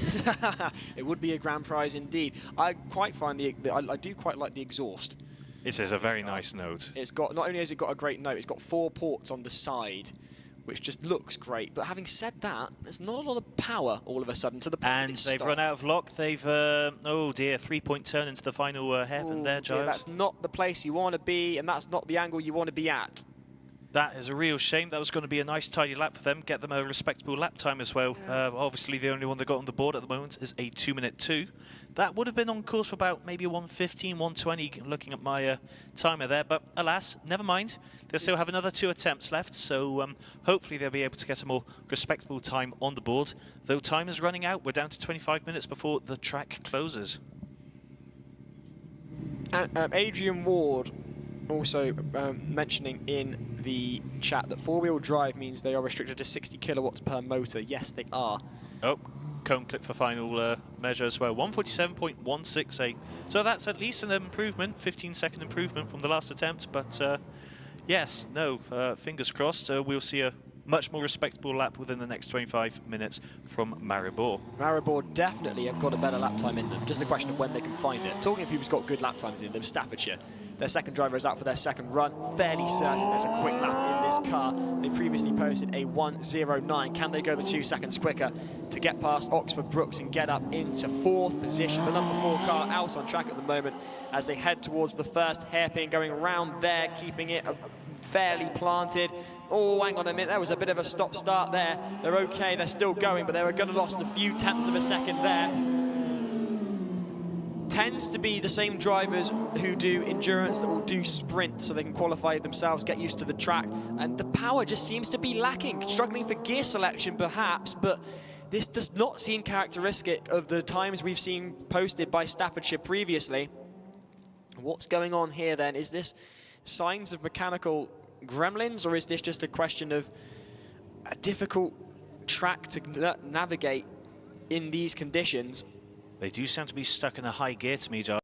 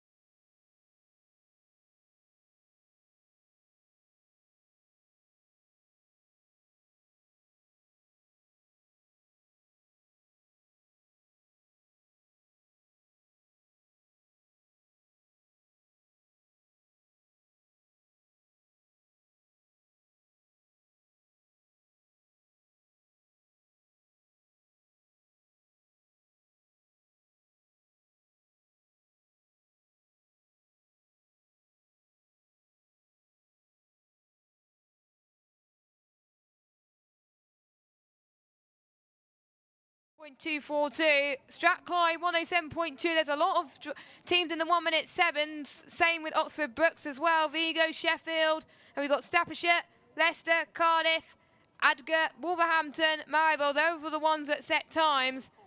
And then the hybrid car, Moderna, Queen's Belfast, and Bath did not set lap times. It's a shame we couldn't see it. I'm gutted about that. That was an absolutely I was watching mental on the thing. finish. I was and we watching on the couldn't see thing. it. So the only people that were able to see it was me with those cameras and the guys in the grandstand. Well, there we are then. Our stream is back and we've got confirmation now. Right, where do we start? Hello, stream. Welcome back. You've just missed what could possibly be one of the most outrageous outcomes in an FS UK event. We were expecting Moderna in their internal combustion car to have taken the win with a 1:04.056. Coventry, with a minute left of the event, sneak in to do one final lap. And we can't see it. We've got no feed properly here in the commentary box. I think Jess could just about make it out. Yeah, from the I various just cameras. about saw it and it looked planted. It looked very planted, very calm. The driver was calm. Coventry did a 1 minute 3.692. Strathclyde did get their second run in, but it wasn't an improvement. But your final order is, for the benefit of the stream, Coventry are your sprint champions for 2023 at FS UK. 1 minute 3.692. 4/10 quicker than Moderna's IC car with a 1 minute 4.056. UWE in third, 105.242. Strathclyde in fourth, their best lap time of 1 minute 7.251. Oxford Brookes in fifth, 1 minute 7.310. Then we've got Vigo in sixth, Sheffield seventh. Then we've got Staffordshire, Leicester, Cardiff, Adgate, Wolverhampton, Maribor, Queen's Belfast, and then the hybrids car of Moderna, and then we've got Bath as well. And yeah, it was a very good event. Shame people in the stream couldn't see the end of it, but you can watch us at 9 AM tomorrow for the endurance race. And this qualifying sets the endurance, and Coventry, they'll be going out last tomorrow. So thank you ever so much for joining us throughout the day. It's been an absolute pleasure as ever. The conditions have been dramatic in their difficulty, so hats off to all the drivers who took to the track today to take part in the Dynamics events. We will return tomorrow at 9 o'clock, hopefully with a less reduced service. The rain's got to all of us, no matter in what regard you're involved in this event, whether you're a marshal, whether you're a driver, whether you're a team, or whether, like myself and Jess, you're a commentator. We've lost power consistently, so if you've been watching on YouTube, thank you ever so much for sticking with us. It's been a pleasure having your company today. Do check back in tomorrow at 9 o'clock, where we'll be bringing you live coverage of endurance. 8 PM for the awards ceremony tonight as well on this channel. There will be a link for the awards from tonight, which if I can find my event guide, which you can find online, it actually tells you what awards is up tonight. I think the dynamic events that were taking place today, that will be crowned today. So we've got the concept class engineering design, that's going to be announced today. Concept class cost and manufacturing, and we've got the acceleration, Skidpad and sprint winner. Most valuable team member, Craig Dawson Award. Then we've got the Aston Martin Diversity and Inclusion Award. Suzanne Royce Outstanding Contribution Award as well. Race Tech William Kimberley Award. Then we've got Fastest Egress, Business Plan Presentation winner for the AI class, as well as the Autonomous Design winner for that class as well. Real World AI winner, Development winner for the AI class. Then we've got the FSAI class Overall Static Events winner, partnered by Babcock International. Thank you to our partners for that. And then we'll announce our Sim Racing winner and the Engineering Challenge winner as well. And if you're still making up your mind on wanting to go to Silverstone and you live nearby, come down as well. You get to see the best coverage, but hopefully we can get a stream up tomorrow. But next stream, 8 PM tonight, the award ceremony, or you can check it out at the pavilion if you're trackside. So yes, in summary, there is an award ceremony going on for those dynamic events that have taken place today. You can check it out right here on Formula Student UK YouTube if you're watching on there. Thank you very much to everyone involved today. Do check back in tomorrow. Endurance, the car killer, will be taking place right here at Cops Corner. So join myself, Jess and Monty for that. But for now, we're going to end with an interview with Leicester. Thank you very much. We'll catch you tomorrow.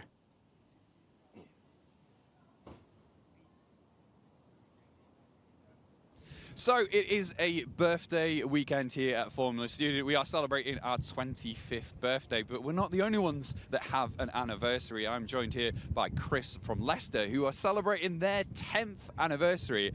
And I think I'm going to make a bit of a bold statement. It's been going pretty well so far. It has been a momentous occasion today. It's absolutely amazing. 10 years and we've never passed scrutineering, let alone competing in dynamic events, but we were first on the pit straight for the acceleration event this morning. So yeah, that's it. We're happy with that. It's going amazing so far. So obviously the big one of the weekend is always Sunday, it's always endurance. I'm assuming confidence a little bit high going into that now. It is, until we looked at the weather. It's we're dreading it more and more, and as it's picking up, we don't know what's going to happen, but we're happy with the car. We think it's going to make it. Whether it's fast, we're not bothered. We're as fast as we can. I love it. I absolutely love it. Well, we are really looking forward to seeing you on the track tomorrow, and hopefully you guys are too.